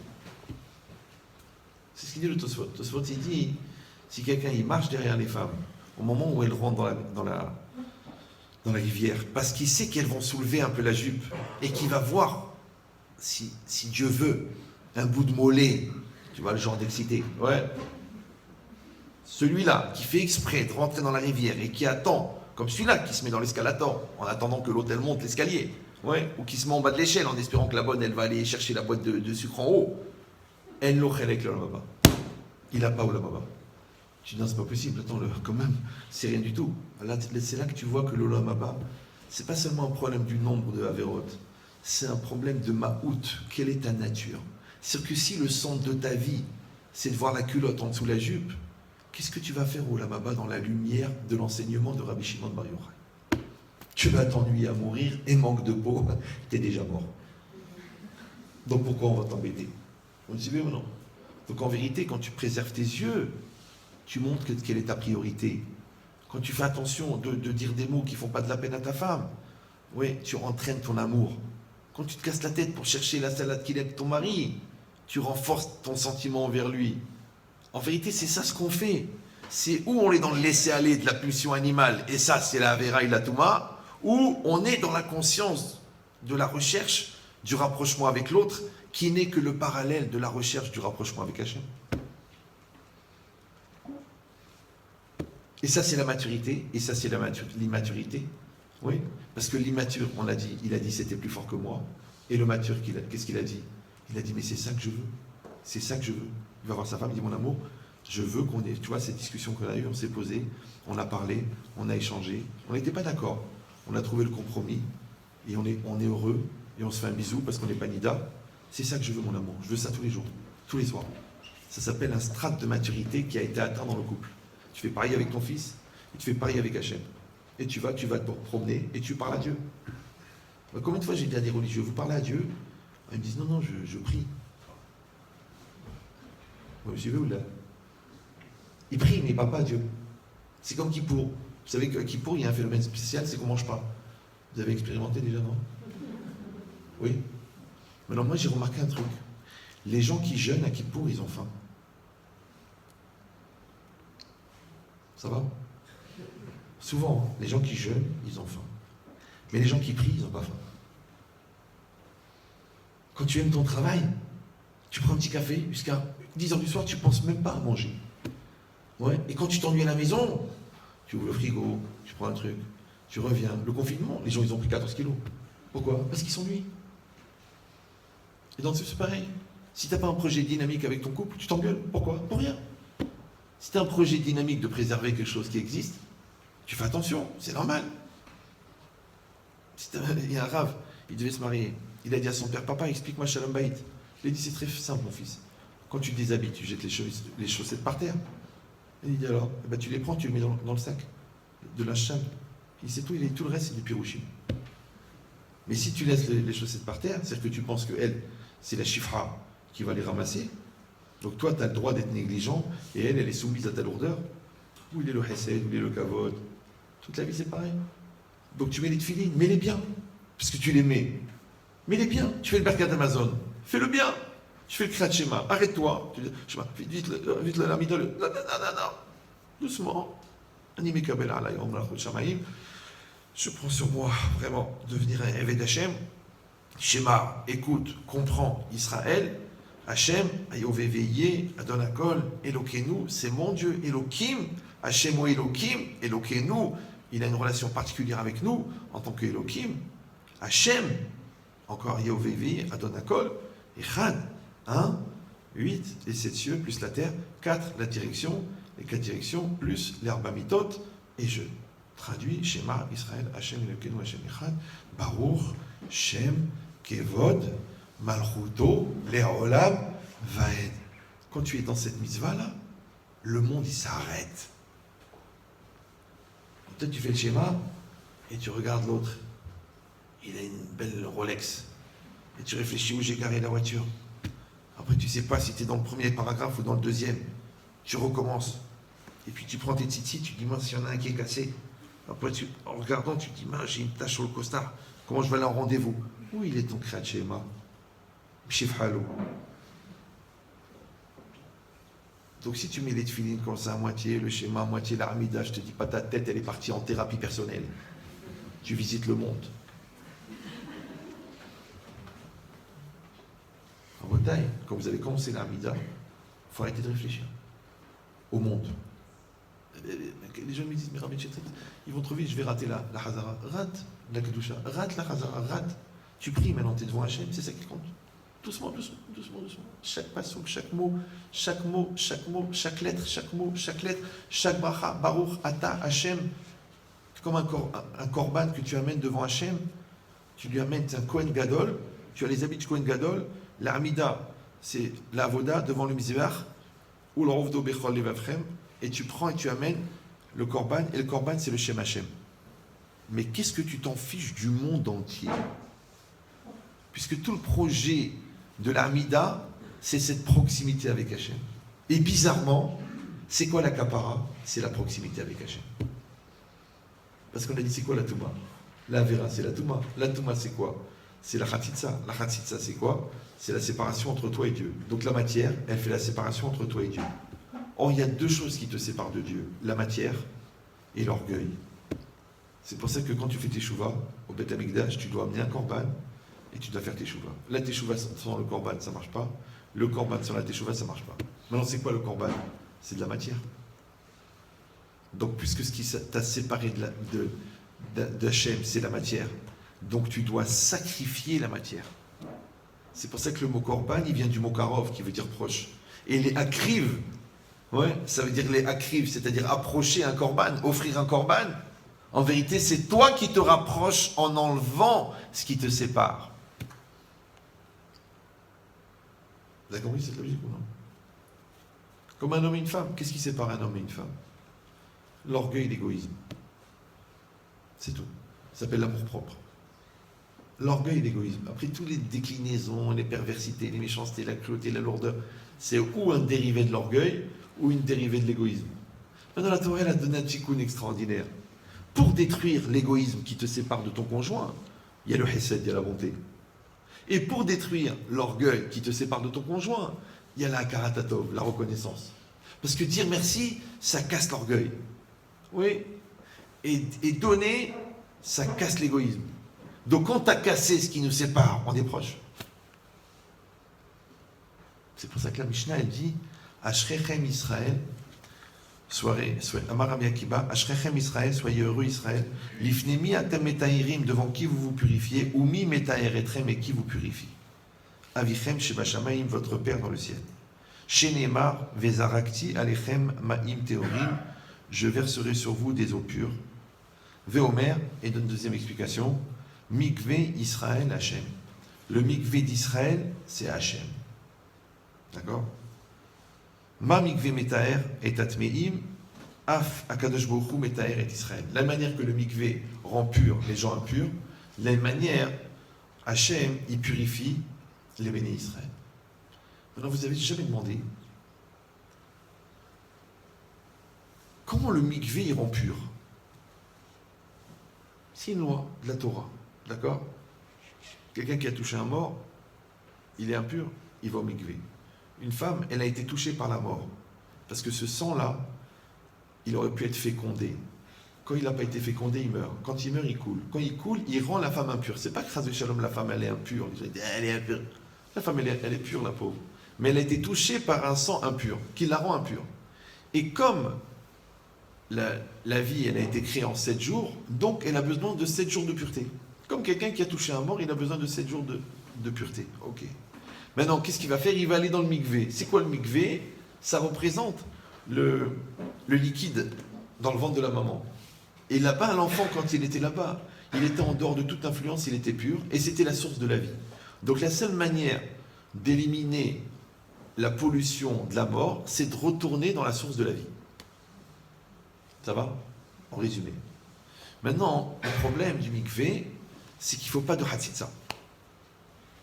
Il ne faut pas quelque chose entre la peau et l'eau. Ouais. Pour un homme ou pour une femme. D'accord? Et il faut être entièrement dans le mikvé. Si tu rentres dans le mikvé, sauf la tête, c'est caché ou non? Non. Il faut entièrement rentrer. Maintenant, l'eau, c'est la Torah. Pour que la Torah, elle te purifie, il faut rentrer entièrement dedans. Mais tu mets toi, ta tête dans la Torah, ta tête dans la télé, après tu dis c'est marrant, je ne ressens pas l'étude de la Torah. Tu mets ta bouche dans le Hémet et les Téhilim et ta bouche dans la Shonara. Tu dis c'est marrant, je ne sens pas que mes prières sont écoutées. Le mikvé, il faut rentrer entièrement. Ouais, et en plus, il ne faut pas qu'il y ait Tratsitsa. C'est quoi la Tratsitsa? C'est le résiduel de matérialité dont tu ne peux pas te passer, qui fait la séparation entre toi et Hachem. Maintenant, Hachem, il a fait une chose extraordinaire. Hachem, il a créé la matière. On a dit, la mitzvah, c'est d'aller chercher la spiritualité à l'intérieur de la matière. Le problème, c'est que le rapport avec la matière te rend matériel, matérialiste et éventuellement matériaux. Donc, quand toi, tu vas aller chercher la spiritualité qui est dans la matière, ça s'appelle la Kedusha. C'est pour ça qu'on dit Asher Kideshanu bemitzvotav vetzivanu. Maintenant, le problème, c'est que comme la Kedusha, elle est dans la matière, et que la matière sans la Kedusha, elle est impure, donc si tu vas chercher la matière sans la Kedusha, tu deviens impur. Et même si tu vas chercher la Kedusha, il y a un résiduel de matière qui reste. Parce que Shabbat, tu manges l'irvot Shabbat, mais c'est pas que l'irvot Shabbat. Oui. le demi-litre de boucha au kidouche, c'est pas l'irvot Shabbat. C'est l'irvot de l'alcoolique qui est en toi. Quand tu peux prendre 1 litre de vodka, parce qu'on dit Nirnas Yain, Yatsa Sod. Nirnas vodka, Yotsa Kavod. Vodka et Kavod, c'est les mêmes lettres. Quand la vodka elle rentre, le Kavod il sort. À toi de connaître tes limites. Ouais. Une fois, j'ai eu un cas de Shalom parce que la femme, elle a trouvé son mari dans un coma éthylique à la sortie de la synagogue le Shabbat. Je ne crois pas que c'était les revues de Shabbat. La vérité, j'ai du mal. Pourtant, je suis très ouvert d'esprit, mais là, c'est la limite. Donc, c'est quoi l'idée? Vous avez compris. Que cette matière-là, en vérité, c'est celle qui te sépare d'Hachem. Et toi, tu veux te rapprocher d'Hachem. Or, il se trouve une chose extraordinaire, c'est qu'Hachem n'est pas matière. Vous le savez ou non? Non seulement il n'est pas matière, Hachem, mais il est même anti-matière. Puisque la matière ne peut pas exister en présence d'Hachem. La preuve, c'est que quand Hachem, il a intervenu dans l'univers et dans le monde, quand il a parlé au Har Sinaï, oui, c'est marqué là-bas, la terre s'est arrêtée. Les oiseaux sont arrêtés de chanter. L'herbe a arrêté de pousser. Le monde s'est arrêté. Pourquoi? Parce que le monde ne peut exister que dans l'absence de Dieu. Donc Hachem, il a créé un espace, entre guillemets, de non-Dieu, qui s'appelle la nature. Maintenant, Dieu, tu ne peux pas le voir dans la nature, tu ne peux que le croire. Parce que si tu le vois, Lo yareni Adam Vahai, elle ne peut pas me voir et rester vivant. C'est pour ça que quand Moshe Rabbeinu, il a vu le buisson qui brûlait, mais qui ne se consumait pas, il était sûr qu'il allait mourir. Il était sûr qu'il allait mourir. Pourquoi? Parce que le buisson, où il est entier et il ne brûle pas, où il brûle et il disparaît. Mais si le buisson brûle et ne disparaît pas, c'est que le feu qu'il y a dans le buisson n'est pas un feu naturel. S'il n'est pas naturel, ça veut dire que c'est l'apparition d'Hachem. Et Hachem, quand il apparaît, le monde disparaît. C'est pour ça que quand Hachem a dit Anochi Hachem Elokecha Misraïm, tous les ministres sont morts. Pourquoi? Parce que comment quelqu'un meurt? Vous savez comment quelqu'un meurt? Il dit le Zohar, Hachem il se rapproche de la personne. Et la Neshama, c'est comme un aimant. Quand elle se rapproche de l'aimant, elle part. C'est comme ça. C'est pour ça qu'on dit un homme ne peut pas mourir sans avoir vu Hachem. Maintenant, il est assez proche pour ce que tu le vois, mais il est assez proche pour que tu meurs. Ça va? Maintenant, l'idée, c'est quoi? C'est que si tu dis qu'Hachem, entre guillemets, il est mortel pour nous, puisqu'on ne peut pas vivre en sa présence, donc c'est pour ça qu'on n'a que le nom d'Hachem. Le nom d'Hachem, c'est quoi? C'est la projection de sa volonté. Maintenant, on peut côtoyer la volonté de Dieu, mais on ne peut pas côtoyer son essence, parce que son essence est l'antimatière. Maintenant, quand toi, tu vas te rapprocher de Dieu, ouais, étant donné que tu es couvert de matière, donc la proximité avec Dieu, qui est antimatière, va éliminer la matière. Et le résiduel de la matière, ouais, c'est la Avera. Donc en faisant teshuva, tu te rapproches de Dieu, et donc la matière qui a pollué ta personne, elle disparaît en présence de Dieu, parce que Dieu est antimatière. Voilà. C'est QFD, ce que fait Dieu. C'est comme si toi t'es cupide, t'es un gars cupide qui veut toujours profiter, et tu rencontres quelqu'un qui est tellement généreux, tu n'oses rien lui demander. Tu dis, mais je comprends pas, toi t'es un profiteur. Tu dis, là je peux pas, le mec qui donne toute sa vie, il donne tout, je peux pas lui taper 100 euros, j'arrive pas. Ouais, c'est pareil. Normalement. Ouais, quand on est avec quelqu'un qui est sincère, quelqu'un qui est gentil, quelqu'un qui est sincère, on peut pas lui dire autre chose que je t'aime. Ouais, on peut pas dire autre chose que merci. Maintenant, des fois, c'est tellement dur de dire merci, parce qu'à cause de l'orgueil qui te bouche le cœur, que tu es obligé de trouver un truc à reprocher pour ne pas avoir la douleur de dire merci. Vous avez compris ou non? C'est tellement ton Yetzira, il te remue à l'intérieur. Quoi, tu vas dire merci? Tu vas te rabaisser? Ouais. Alors tu es obligé de trouver un défaut. Alors tu dis, la soupe elle est trop chaude, ou le pantalon il est mal coupé. Dis merci. Et bien c'est exactement pareil avec Hachem. Tu as fait des fautes? Ok. Tu as fait des avérotes? Ok. Tu es vivant? Oui. Tu es en bonne santé? Oui. Tu marches sur tes 2 jambes? Oui. Tu vois avec tes 2 yeux? Oui. Pour aller aux toilettes, tu n'as pas une pochette sur le côté? Non. Tu n'as pas un trou ici pour respirer? Non. Tes yeux, ils vont bien? Oui. Tu n'as pas une sclérose en plaques? Non. Donc tu devrais passer ta journée à dire merci. Maintenant, dire merci, c'est rapprocher d'Hachem. s'appelle Toda. D'accord? Et qu'est-ce qu'on a dit à Hachem? Tov Léodot. Tov Léodot, la Hachem. Et pourquoi Léodot? Ça veut dire merci, et ça veut dire reconnaître, d'être modé. Et qu'est-ce qu'on dit? Celui qui reconnaît, il a à moitié pardonné. Maintenant, tu as deux manières de reconnaître. Soit tu vas, j'ai fauté, je suis un rachat, je suis une pollution, je suis une pourriture, je suis une sale race. Soit tu peux dire, écoute Hachem,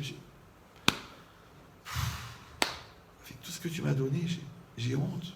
Je ne suis pas bien d'avoir fait ça. Mais je pleure pas l'Avera, parce qu'aujourd'hui, on n'est pas au niveau de pleurer les Avérotes.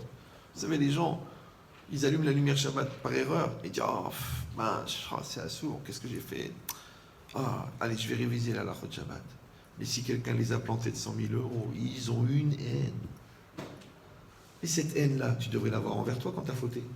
Donc comment tu es tellement émotionnel dans l'argent et tellement peu émotionnel dans la faute? Vous savez ou non? Moi, je me rappelle à l'époque, il y a 30 ans, 40 ans, il y avait un petit jeune là-bas, c'est le fils du Rav. Et il pleurait. C'était un Shabbat. Il pleurait, mais j'ai cru qu'il avait perdu sa mère. J'ai demandé à son frère, je dis, pourquoi ton frère il pleure comme ça? Il a dit, en sortant des toilettes, il a éteint la lumière. Je vous dis la vérité. J'ai 60 ans, j'ai jamais revu une deuxième personne comme ça. 60 ans. Ça veut dire que ça fait au moins plus de 43 ans, 44 ans. C'est très dur de pleurer si on est avérote. Mais tu peux pleurer sur autre chose. Tu sais quoi? Tu peux pleurer sur la perte de proximité. Tu peux pleurer sur la perte de pureté.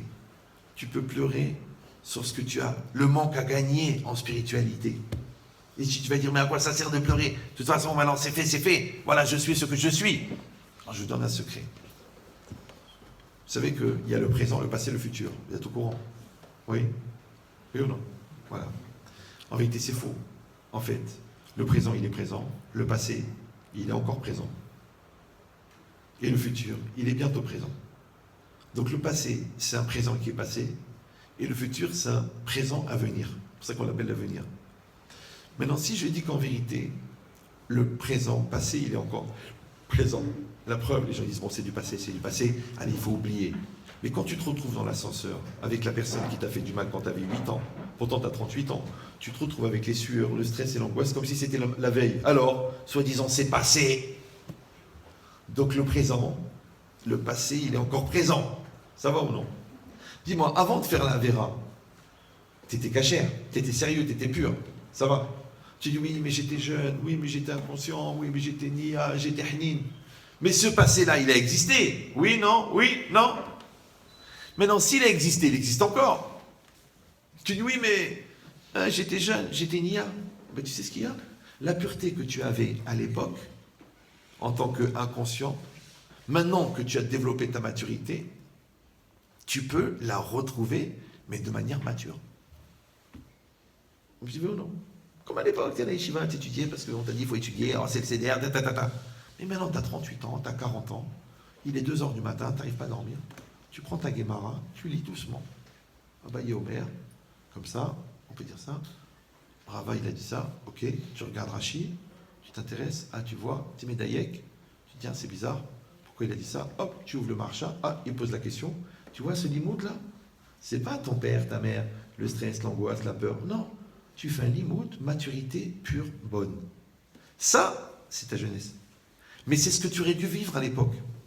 Mais à l'époque, tu étais bébé. À l'époque, tu étais sous l'influence. À l'époque, tu n'avais pas de personnalité, mais maintenant tu l'as. Donc regarde le secret de la teshuva.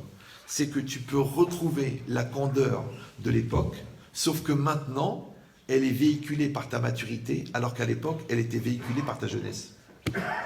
Mais qu'est-ce qu'il fait l'Yetzirara? Et tu dis non, laisse tomber ta candeur de l'époque, ta pureté de l'époque. Tu as vu toute la violence que tu as fait? Tu es sale. Mais Rabotai, Hachem, vous savez, il nous voit en train de faire la Avera et en même temps il voit la Kedat Yitzhak, vous savez ou non? Parce que pour Hachem, le présent il est continu. Maintenant, si pour Dieu le présent il est continu, pour toi aussi le présent il est continu. Maintenant, qu'est-ce qui t'empêche maintenant de revenir à ta pureté originelle? Puisqu'elle est en toi, puisque tu es passé par là. Moi j'ai vu des gens, ils ont fait Teshuvah en boîte de nuit à Las Vegas. En boîte de nuit à Las Vegas, ça leur est monté. Mais je suis fou, mais qu'est-ce qui m'arrive? Si je vous raconte un truc, ça va vous choquer ou non? Comment vous êtes? Un monsieur il me raconte, histoire vraie, hein. Je ne mens jamais en conférence. Il m'a dit, Rav Chetrit, moi j'étais un très charmeur, et j'ai rencontré une fille, j'ai voulu faire des bêtises, 20 ans de différence. Elle m'a emmené chez elle, je me suis déshabillé, écoutez bien, je me suis allongé pour faire ce qu'il faut faire. Il m'a dit, écoutez bien, j'ai vu le visage de ma grand-mère qui a été brûlée à Auschwitz, devant moi comme ça. Et mon corps, de allongé, c'est un truc complètement impossible physiquement, je me suis retrouvé plaqué contre le mur d'en face. C'est que le mec, il a fait un vol plané, comme s'il y a 4 personnes qui l'ont tiré par les épaules, ils l'ont tiré de la goya, ils l'ont jeté contre le mur. J'ai dit, mais est-ce que tu avais... Il m'a dit non. C'est que la grand-mère à Auschwitz, elle a dit, moi j'ai brûlé dans les fours, et toi tu fais ça. Tac, prise de conscience. Maintenant tu le vois, Hassid, Meaché Harim, il finit le chasse tous les ans. Je peux te dire qu'il en a fait des avérotes, même toi en rêve tu les as pas fait. Alors, tu peux retrouver ton état premier parce qu'il est encore en toi. Le problème, c'est la Hatzitza. Parce que dessus, tu mets des bêtises, des mauvaises habitudes, de la Touma, des gens, des lachonara, des angoisses. Qu'est-ce qu'elle dit la Torah? Retourne dans le mikvé, va dans le mikvé, mais enlève les crasses, lave-toi bien, vérifie la Hatzitza. Ah, il y a encore un peu de lachonara ici, il y a encore de la bêtise, ici il y a des mauvaises habitudes, ici il y a de la méchanceté. Enlève tout et rentre dans le mikvé. Le mikvé, il purifie. La maturité, elle fait grandir. La responsabilité, elle rend un homme. Ouais. Et la proximité avec Hachem, ce qui englobe tout ça, c'est ça qui est Métaher. Pour ça qu'Hachem, il s'appelle Mikvé Israël. Maintenant, ça, c'est celui qui est dans l'initiative volontaire de le faire. Et des fois, il y a des gens, ils n'ont pas la force. C'est pour ça qu'on fait qui pour tous les ans. Alors, sur ceux-là, sur les autres, mais qui ont l'intention, mais qui n'arrivent pas à faire la démarche, c'est marqué Vezarakti Alechem Maim Teorim. Je verserai sur vous des eaux pures. Moi, j'ai vu des gens. Il m'a appelé, il m'a dit Rav Chetrit, je suis dans une école d'ingénieurs à Saint-Jean-de-Maurienne. Si vous connaissez, c'est à peu près à 84 km de Khalal Khalé. C'est-à-dire que quand vous arrivez à Loin, c'est un endroit qui s'appelle Loin. Après, il y a un panneau, il y a marqué Khalal Khalé. Vous arrivez à Khalal Khalé. Après, il y a un autre panneau à moitié effacé, il y a marqué Saint-Jean-de-Maurienne. Le mec, il m'appelle, il me dit, écoutez, Rav, je suis à Saint-Jean-de-Maurienne, je suis le seul feuge dans une école de biotechnologie, ingénierie, de vitamines, j'ai rien compris son travail. J'ai dit, c'est quoi ton problème? Il m'a dit, mais Rav, quelqu'un m'a prêté une cassette à vous, et je perds mon temps, je vais devenir fou, c'est très dur pour manger cachère, je mange des pommes de terre, de l'eau, du pain. J'ai acheté des livres, j'ai pris des cassettes, à l'époque, je les ai mis dans une boîte, j'étais à la poche, je les ai envoyés. 2 jours après, il m'appelle, il me dit, je pleure, j'ai reçu et tout ça. Celui-là, il a créé de ses fers maintenant. Il a fini ingénieur, après il est rentré à l'Yeshiva, maintenant il va finir Dayanout, d'accord? Qu'est-ce que t'as fait? T'as fait un carton, tu l'as envoyé.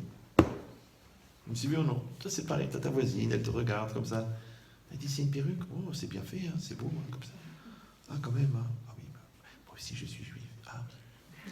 Ah ben, voilà, un plat de Shabbat. Goûtez, madame. Ah, merci beaucoup. Tu sais pas ce que tu as fait. Moi, les voisins, j'ai raconté cette histoire avec ma mère. Vous vous rappelez l'histoire avec ma mère ou non? Je deviens gaga. Bon, très bien, Hatan pour Lady. Donc, on arrive dans un nouvel immeuble. Évidemment, ma mère, sa déquête, elle fait un grand couscous. Elle prépare des petites assiettes. Vous vous rappelez les arcopales avec les serviettes serrées. Elle me dit, regarde, tu vas chez chaque voisin, juif, pas juif, tu leur ramènes une assiette de couscous. Je dis, maman, attends, t'es en 70, j'ai l'air de quoi, un brel, avec mon assiette de couscous. Elle me dit, de quoi tu te mêles? Bon, je vais. Et la dernière voisine, c'était une feuge. D'après le nom. Je tape à la porte. Bonjour madame, imagine comment. Maintenant, nous, on écoutait nos parents à l'époque, mais quand même, tu avais l'arme. Bonjour madame. Oui, bonjour. Non, j'ai pas besoin d'aspirateur. Non, madame, ça n'a rien à voir. Voilà, on est des nouveaux voisins, Ben Chetrit, ma mère elle m'a donné une assiette de couscous. Ah ben, rentre, mon fils, rentre. Moi, je rentre dans la cuisine, Béhémet, il y avait un jambonneau. Un jambon accroché dans la cuisine. J'avais les nerfs. Je suis rentré, je dis, maman, tu veux que j'amène assez de couscous cachère, tu t'es crevé là, un truc, papa il a été jusqu'à la ville, il a acheté la viande, toi tu l'as truqué, à l'époque il cachérisait, t'as préparé le couscous avec amour, t'as fait des légumes et tout, t'as préparé l'assiette, je l'ai amené, il y a un jambonneau, ça sert à quelque chose? Alors, elle s'est énervée, elle m'a dit, de quoi tu te mêles? Depuis quand tu juges les autres? Hamad! Bon, j'ai rien dit. C'est pareil, ces gens-là, maintenant ils sont religieux. Tu vois un juif, tu es sensible, avec ton niveau à toi, tu lui fais tu l'invites, tu lui offres un livre, tu l'invites un Shabbat, ça peut te faire. Ah, ça sert à rien, ils sont censés être perdus, ils appellent ça les corbeaux, tellement ils sont perchés. Tu dis que ça peut te faire, qu'est-ce que ça peut te faire? Tu dis Shabbat Shalom. Le jour où j'étais dans le 17e, je marchais parce que j'étais un Shabbat plein, j'allais pour faire la conférence. Et je vois un petit jeune avec 2 filles. Ils étaient assis sur un rebord de fenêtre. Et le mec, il est en train d'embrasser la fille, je sais pas, je crois qu'il est en train de la manger. Et je m'approche, je vois qu'il avait une kippa sur la tête. Ça, c'est un phénomène à Paris. Le mec, il est chômeur Shabbat, mais il embrasse sa copine dans la rue. Je dis, qu'est-ce que je vais faire? Je vais m'énerver, je vais le maudire. C'est un petit juif. Je me suis approché, ils m'ont vu, ils voient l'orabe. J'ai dit, Shabbat Shalom. Et j'ai rajouté, bon appétit. J'ai failli lui dire, fais bourrer les fachot, baba, parce que sinon, à force de manger, tu vas être obligé de faire le gomel. D'accord? Et qu'est-ce que tu vas lui faire? Ouais. Après, je rencontre un autre, il sortait de la pizzeria Shabbat avec une pizza pour son petit-fils. Et lui, il est venu à la dracha du Shabbat, celui-là. J'ai sorti les missiles, il est venu voir la femme. Non, mais c'est le petit. Mais il me dit, je ne l'ai pas payé, je la payerai après Shabbat. Mais le mec, il a cuit la pizza pour toi Shabbat. Mais tu ne sers à rien de t'énerver, parce qu'un mec qui fait cuire une pizza Shabbat, il n'a même pas, tellement il est loin, ça ne vaut même pas la peine de s'énerver. D'accord? Mais de vous à moi, pourquoi je ne me suis pas énervé? C'est parce que lui, ce rachat là, il fait cuire par un goy une pizza Shabbat pour son petit-fils. Mais qu'est-ce qu'il va lui mettre dans la tête? Comment ce fils il va devenir sérieux? Mais proportionnellement de vous à moi, lui devant son petit-fils et moi devant Dieu. Moi aussi je fais des bêtises. Alors quelle différence entre sa pizza à lui et moi si j'ai une mauvaise pensée, pourquoi c'est pas pire? Et moi je suis plus au courant que lui. Et moi je suis plus conscient que lui. Et moi je suis plus chacham que lui. Et je la fais quand même. Donc ma vera à moi elle est plus grave que la sienne. Alors arrête de juger les autres. T'as compris l'histoire ou non? Maintenant quand tu vas faire cet effort-là, ouais, quand tu le fais cet effort-là, que ça coûte, que c'est difficile, ouais, et tu l'acceptes, tu sens, tu sens qu'Hachem il déverse de l'eau purificatrice sur toi, tu le sens. C'est pour ça que j'ai dit que celui qui prie à Kippour, oui, il n'a pas faim, il est bien. Chaque tfila, mais faites l'effort, sinon achetez les livres avec la traduction. Moi, pour la première fois de ma vie, j'ai fait avec le truc de la délivrance là. Jamais j'ai fait ça. Mais j'ai vu qu'il y a des piyutim que je ne connaissais pas la traduction, je les lisais comme ça par habitude. Mais là j'ai pris le temps, doucement, tu fais doucement. Pourquoi encore une fois? Parce que c'est comme si tu es avec ta mère. On ne te dit pas, tu es en train d'apprendre, tu es avec ta mère. Mais là tu es avec Hachem, profite. Ah mais tu vas rater, ils sont au 3e Hachem ou au 4e truc. Mais le plus difficile dans la vie c'est d'avoir cette proximité avec Hachem. C'est ça le plus dur. Donc si tu peux le mettre en situation, profite. Parce que c'est ça la kapara. Ça s'appelle la kapara positive.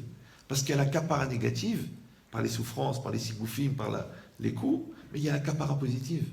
C'est que le Shulchan Aruch dit, si quelqu'un il a fait des bêtises avec les mains, avec les avérotes qu'il a fait avec les mains, eh ben il va construire la souka, il va se faire les échardes, il va tirer, il va truquer, il va pétrir les matzot, lui-même, il va transporter tous les meubles de la synagogue, avec ses mains.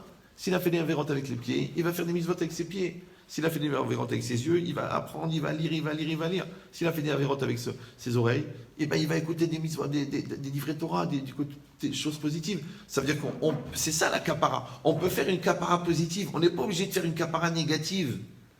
Vous suivez ou non? Maintenant, le Yetzirara, encore une fois, avant la Vera, il te rend conscient, après il te rend coupable. Donc les gens, ils s'attendent, une maladie, un cancer, une ablation du cerveau, ouais. Mais tu peux faire ça, tu peux dire, tu sais quoi? Je vais offrir à Hachem ma touma. Je vais lui offrir mes mauvaises midotes. C'est ça, Korban l'Azazel. Va lui donner, donne-lui. Il a fait pour ça. Donne-lui. Tu prends sur toi, tu dis, allez, tu sais quoi? Je vais prendre sur moi de ne pas regarder des choses pas jolies une journée. Fais-le. Tu dis, ah écoute, ça sert à rien, une journée, c'est rien. C'est peut-être après-demain, tu seras mort, Gabriel. Une journée.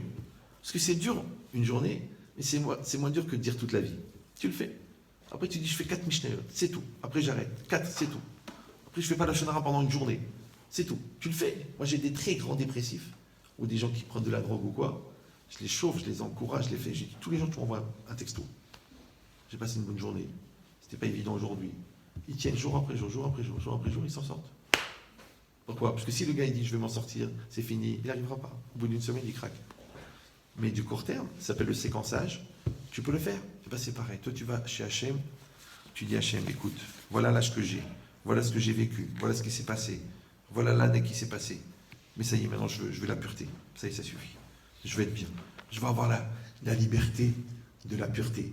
Je vais avoir la tête propre. Je ne veux pas des mauvaises pensées. Je veux pas. Parce que souvent les gens ils me disent, j'ai une mauvaise pensée qui vient, ça m'angoisse, ça me trouble, et ça m'énerve, et ça me vexe, et ça me déçoit de moi. Je dis, mais attends, quand elle rentre la mauvaise pensée, tu peux pas l'enlever. Toute la tête, c'est tout. Tu l'enlèves. Tu la laisses pas rentrer. Qu'est-ce que tu fais, toi? Tu la laisses rentrer, tu la développes, tu la kiffes, et après tu regrettes, et tu le sens mal, et tu te sens angoissé, avant que ça devienne une phobie. Mais si tu la laisses pas rentrer, elle vient, tu tournes la tête, tu dis non. Lève taor barali elokim, verouach nachon, chanej bikirbi, c'est tout. Pourquoi? Parce que tu sais que tu vas la regretter, cette mauvaise pensée. C'est pareil, il te montre le gros mot. Il te montre le gros mot envers quelqu'un qui t'énerve. Tu dis, je vais dire un gros mot, je vais me défouler. Après, je vais regretter pendant 3 semaines. Ouais, ta femme, elle a fait une bêtise. Ou ton mari, espèce de gros, espèce d'abruti de... Tu sais que tu vas le payer cher. Il faut 2 ans pour créer la confiance et 1 seconde pour détruire le kécher, le lien. Alors, c'est trop cher. Alors, quand tu es jeune, ça sort tout seul. Qu'est-ce que je te dis? Parce que tu confonds rôder et parler. Mais quand tu deviens mature, il vient le mot. Il arrive ici. Et tu dis, le chavé, ça vaut pas la peine. Les femmes me disent, tu regardes ce que tu gagnes, ce que tu perds. Tu dis, je le fais pas. Tu sais quoi, je le fais pas. J'ai vu que ça sert à rien. J'ai vu que les mauvaises pensées, ça sert à rien. J'ai vu que les tfilotes sans kavana, ça m'amène de la déception. J'ai vu que mettre les tfilines en vite fait, ça me perd mon temps. J'ai vu que de faire le daf, des dapim, que j'oublie tout, ça me sert à rien. Je vais le faire bien celui-là. Ouais, je vais le faire bien 1 fois, je vais le faire bien 2 fois, je vais le faire bien 40 fois. Je le connais par cœur, à l'envers, à l'endroit, en photo, en image, tous les sosfotes, tous les rachis. Qui t'a dit qu'il faut faire tous les dapim? Peut-être qu'il faut faire 40 fois le même. Mais bien. Vous suivez ou non? Le Razonish, il restait 6 mois sur une Mishnah. Tu dis Bitul Torah. Tu dis Bitul Torah au Razonish, toi. Mais d'un autre côté, il pouvait faire 100 dapim en 1 heure. Alors, comment tu comprends? C'est comme ça. C'est comme ça. Ouais. C'est comme ça. C'est comme si tu dis tu cours, et ta femme elle t'appelle et elle te dit il faut qu'on parle. Et ben tu relèves ton téléphone, tu rentres à la maison, tu t'assois, tu dis mon amour, qu'est-ce qu'il y a? Ah, les clients qui crèvent, qui s'étouffent. Vous suivez ou non? Moi j'ai des coups de fil des fois parce que c'est des téléphones, ils marchent, ces deux-là ils sont branchés. Des fois ça sonne, et Simra. La seule personne pour qui je coupe la conférence, c'est si ma femme elle m'appelle. Des fois elle oublie la pauvre, comme j'y cours tous les soirs. Quand je vois son nom, je décroche maintenant, il y a 500 personnes. Chérie, je suis en cours. Ah, Mehila. Pourquoi? Une femme qui t'a donné, Blainara, une belle famille, tu réponds pas au téléphone. Oui, mais le kavod du Tzibour, mais sans elle, il n'y a pas de Tzibour. Parce que sans elle, il n'y a pas moi, s'il n'y a pas moi, il n'y a pas vous. Toute la vie, c'est comme ça. Ça s'appelle les priorités. Maintenant, si déjà, et c'est un calvahamor, si déjà tu as compris ce que tu dois à ton conjoint, qu'est-ce que tu dois au bon Dieu? Si avec la maladie, tu comprends l'importance de la santé, qu'est-ce que tu dois au bon Dieu? Si quand tu as vu la vraie aniout, la vraie pauvreté, tu vois dans quel luxe on vit, qu'est-ce que tu dois au bon Dieu? Si tu vois des gens qui comprennent rien à la Torah, et tu vois que le bon Dieu t'envoie des éclairages extraordinaires, qu'est-ce que tu dois au bon Dieu? Tu peux faire une teshuva par Akaratatov. Vous avez vu ou non? C'est ça une teshuva positive. Tu fais une teshuva par le remerciement. Et comme le principal de la kapara, c'est le rapprochement avec Hachem, donc soit tu fais la kapara en frottant la tâche, soit tu es tellement proche du bon Dieu que la tâche elle disparaît. Il n'y a plus de tâche. Et c'est vrai. C'est quand vous êtes dans un endroit, Pour voir la tâche, il faut allumer la lumière. Mais des fois, c'est tellement lumineux, vous ne voyez plus rien. Et ce n'est pas de l'aveuglement, c'est de l'aveuglement positif. D'accord? Et c'est pareil. Quand tu aimes quelqu'un, tu ne vois plus les défauts. Ah, mais il y en a. Objectivement, il y a des défauts. Oui, il y en a, bien sûr. Mais quand toi, objectivement, tu cherches les défauts, ce n'est pas du perfectionnisme. C'est une manière de légitimer ton manque d'amour. Mais si tu dis, tu sais quoi, je l'aime, comme nos grands-mères, au début des premiers bébés, quand on changeait la couche, des fois il y avait de la saleté. Alors c'était un peu choquant. Alors elle nous regardait en train de faire la tête. C'est Yom Tov, t'as oublié, à l'époque il n'y avait pas les tissus là, il fallait se débrouiller sous le robinet, on était un peu dégoûtés. Alors ma grand-mère, elle me disait, moi, elle me dit, rien, ça te dégoûte? Je dis, maman, c'est de la... Elle me dit, moi, mon fils, sa pipi, je le bois. Je la bois, sa pipi. Vous avez compris ou non? Je la bois. Je dis, mais c'est dégueulasse. Quand tu aimes quelqu'un, c'est rien de dégueulasse. C'est ta mère, non? C'est ton père. Mais il est grabataire maintenant. Elle n'est pas venue, elle est soignante. Tu vas laisser avec la saleté jusqu'à demain? Elle est en grève. Il n'y a pas de métro. Je dis, mais c'est dégueulasse. Crève, étouffe-toi, Yobrel. Comment c'est dégueulasse? Lui, il est dans la honte d'être sale, et toi, tu ne veux pas le nettoyer parce que c'est dégueulasse. C'est toi le dégueulasse. Tu mets ta main dedans, baba, et c'est une bracha. Vas-y, mange-le. Parce que c'est l'occasion que tu as, ce qu'on a dit au début.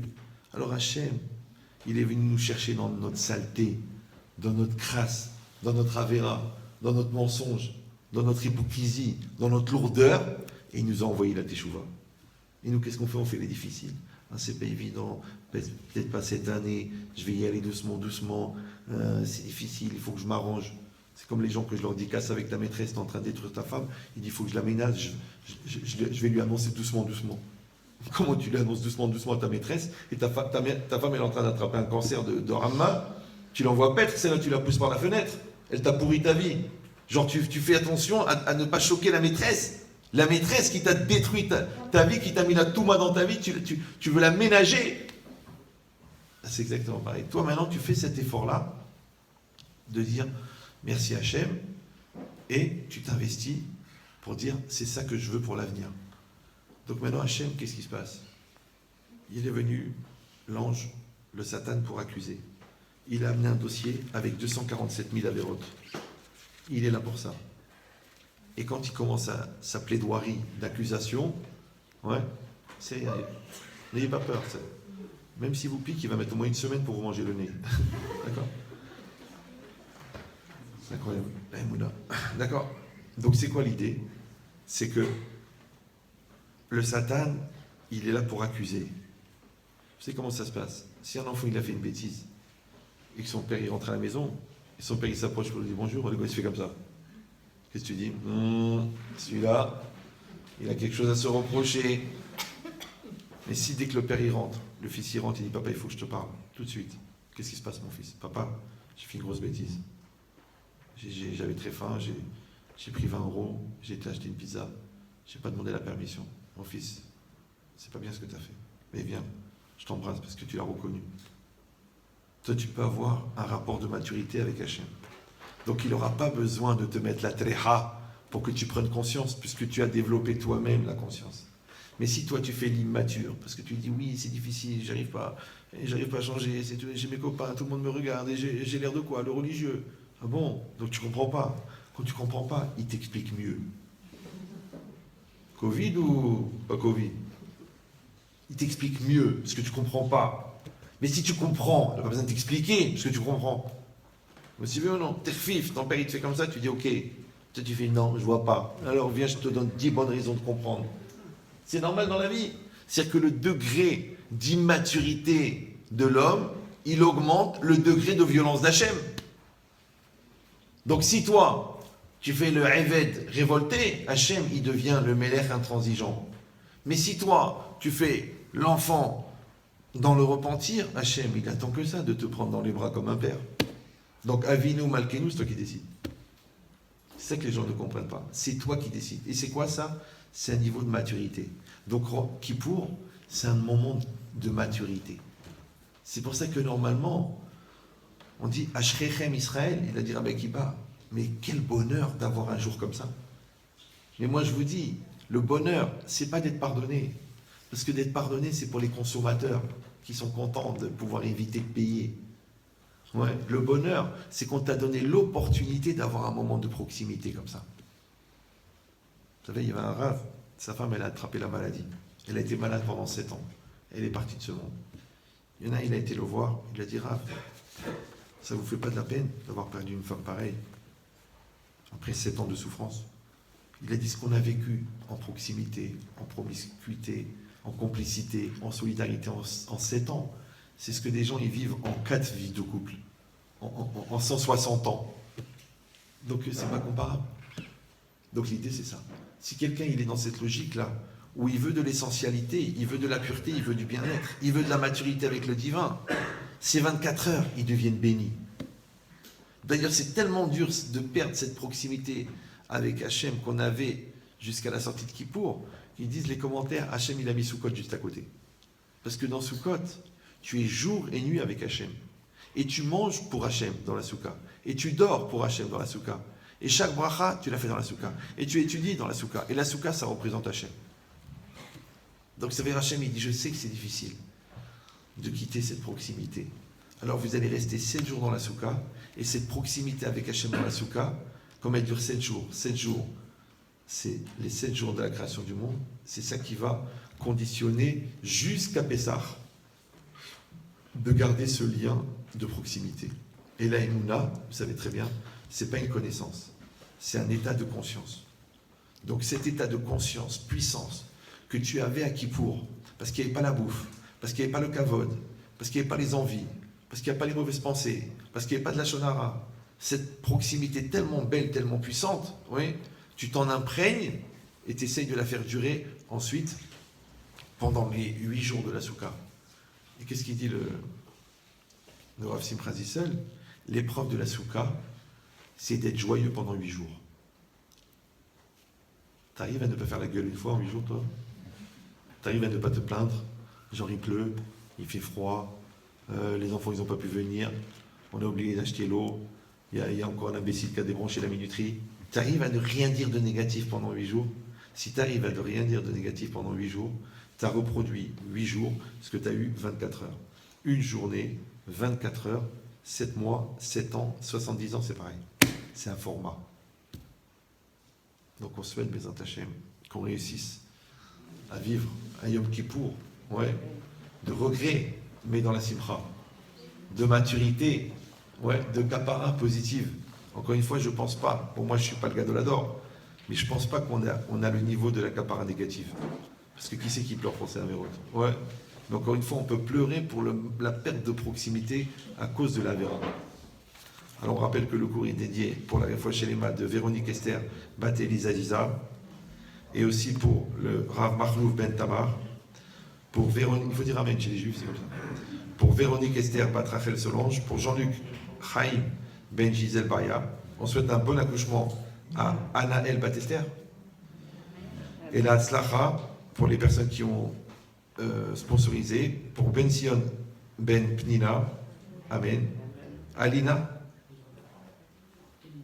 Elina Mazal Bat Anaël, pour Michael Meir Ben Abraham, pour Chaya Myriam et pour Bracha Bat Simcha.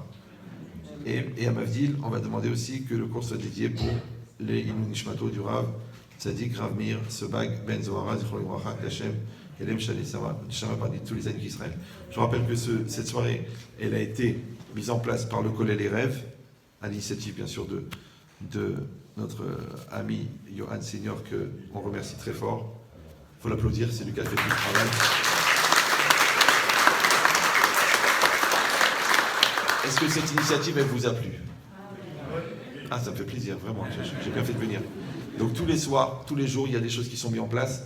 Donc si vous pouvez, s'il vous plaît, rester encore 5 minutes, parce qu'on va vous faire une petite présentation pour pouvoir vous donner le mérite de participer à cette mitzvah extraordinaire. Vous voulez Rabbeinu? Merci Rabbi Chifrit.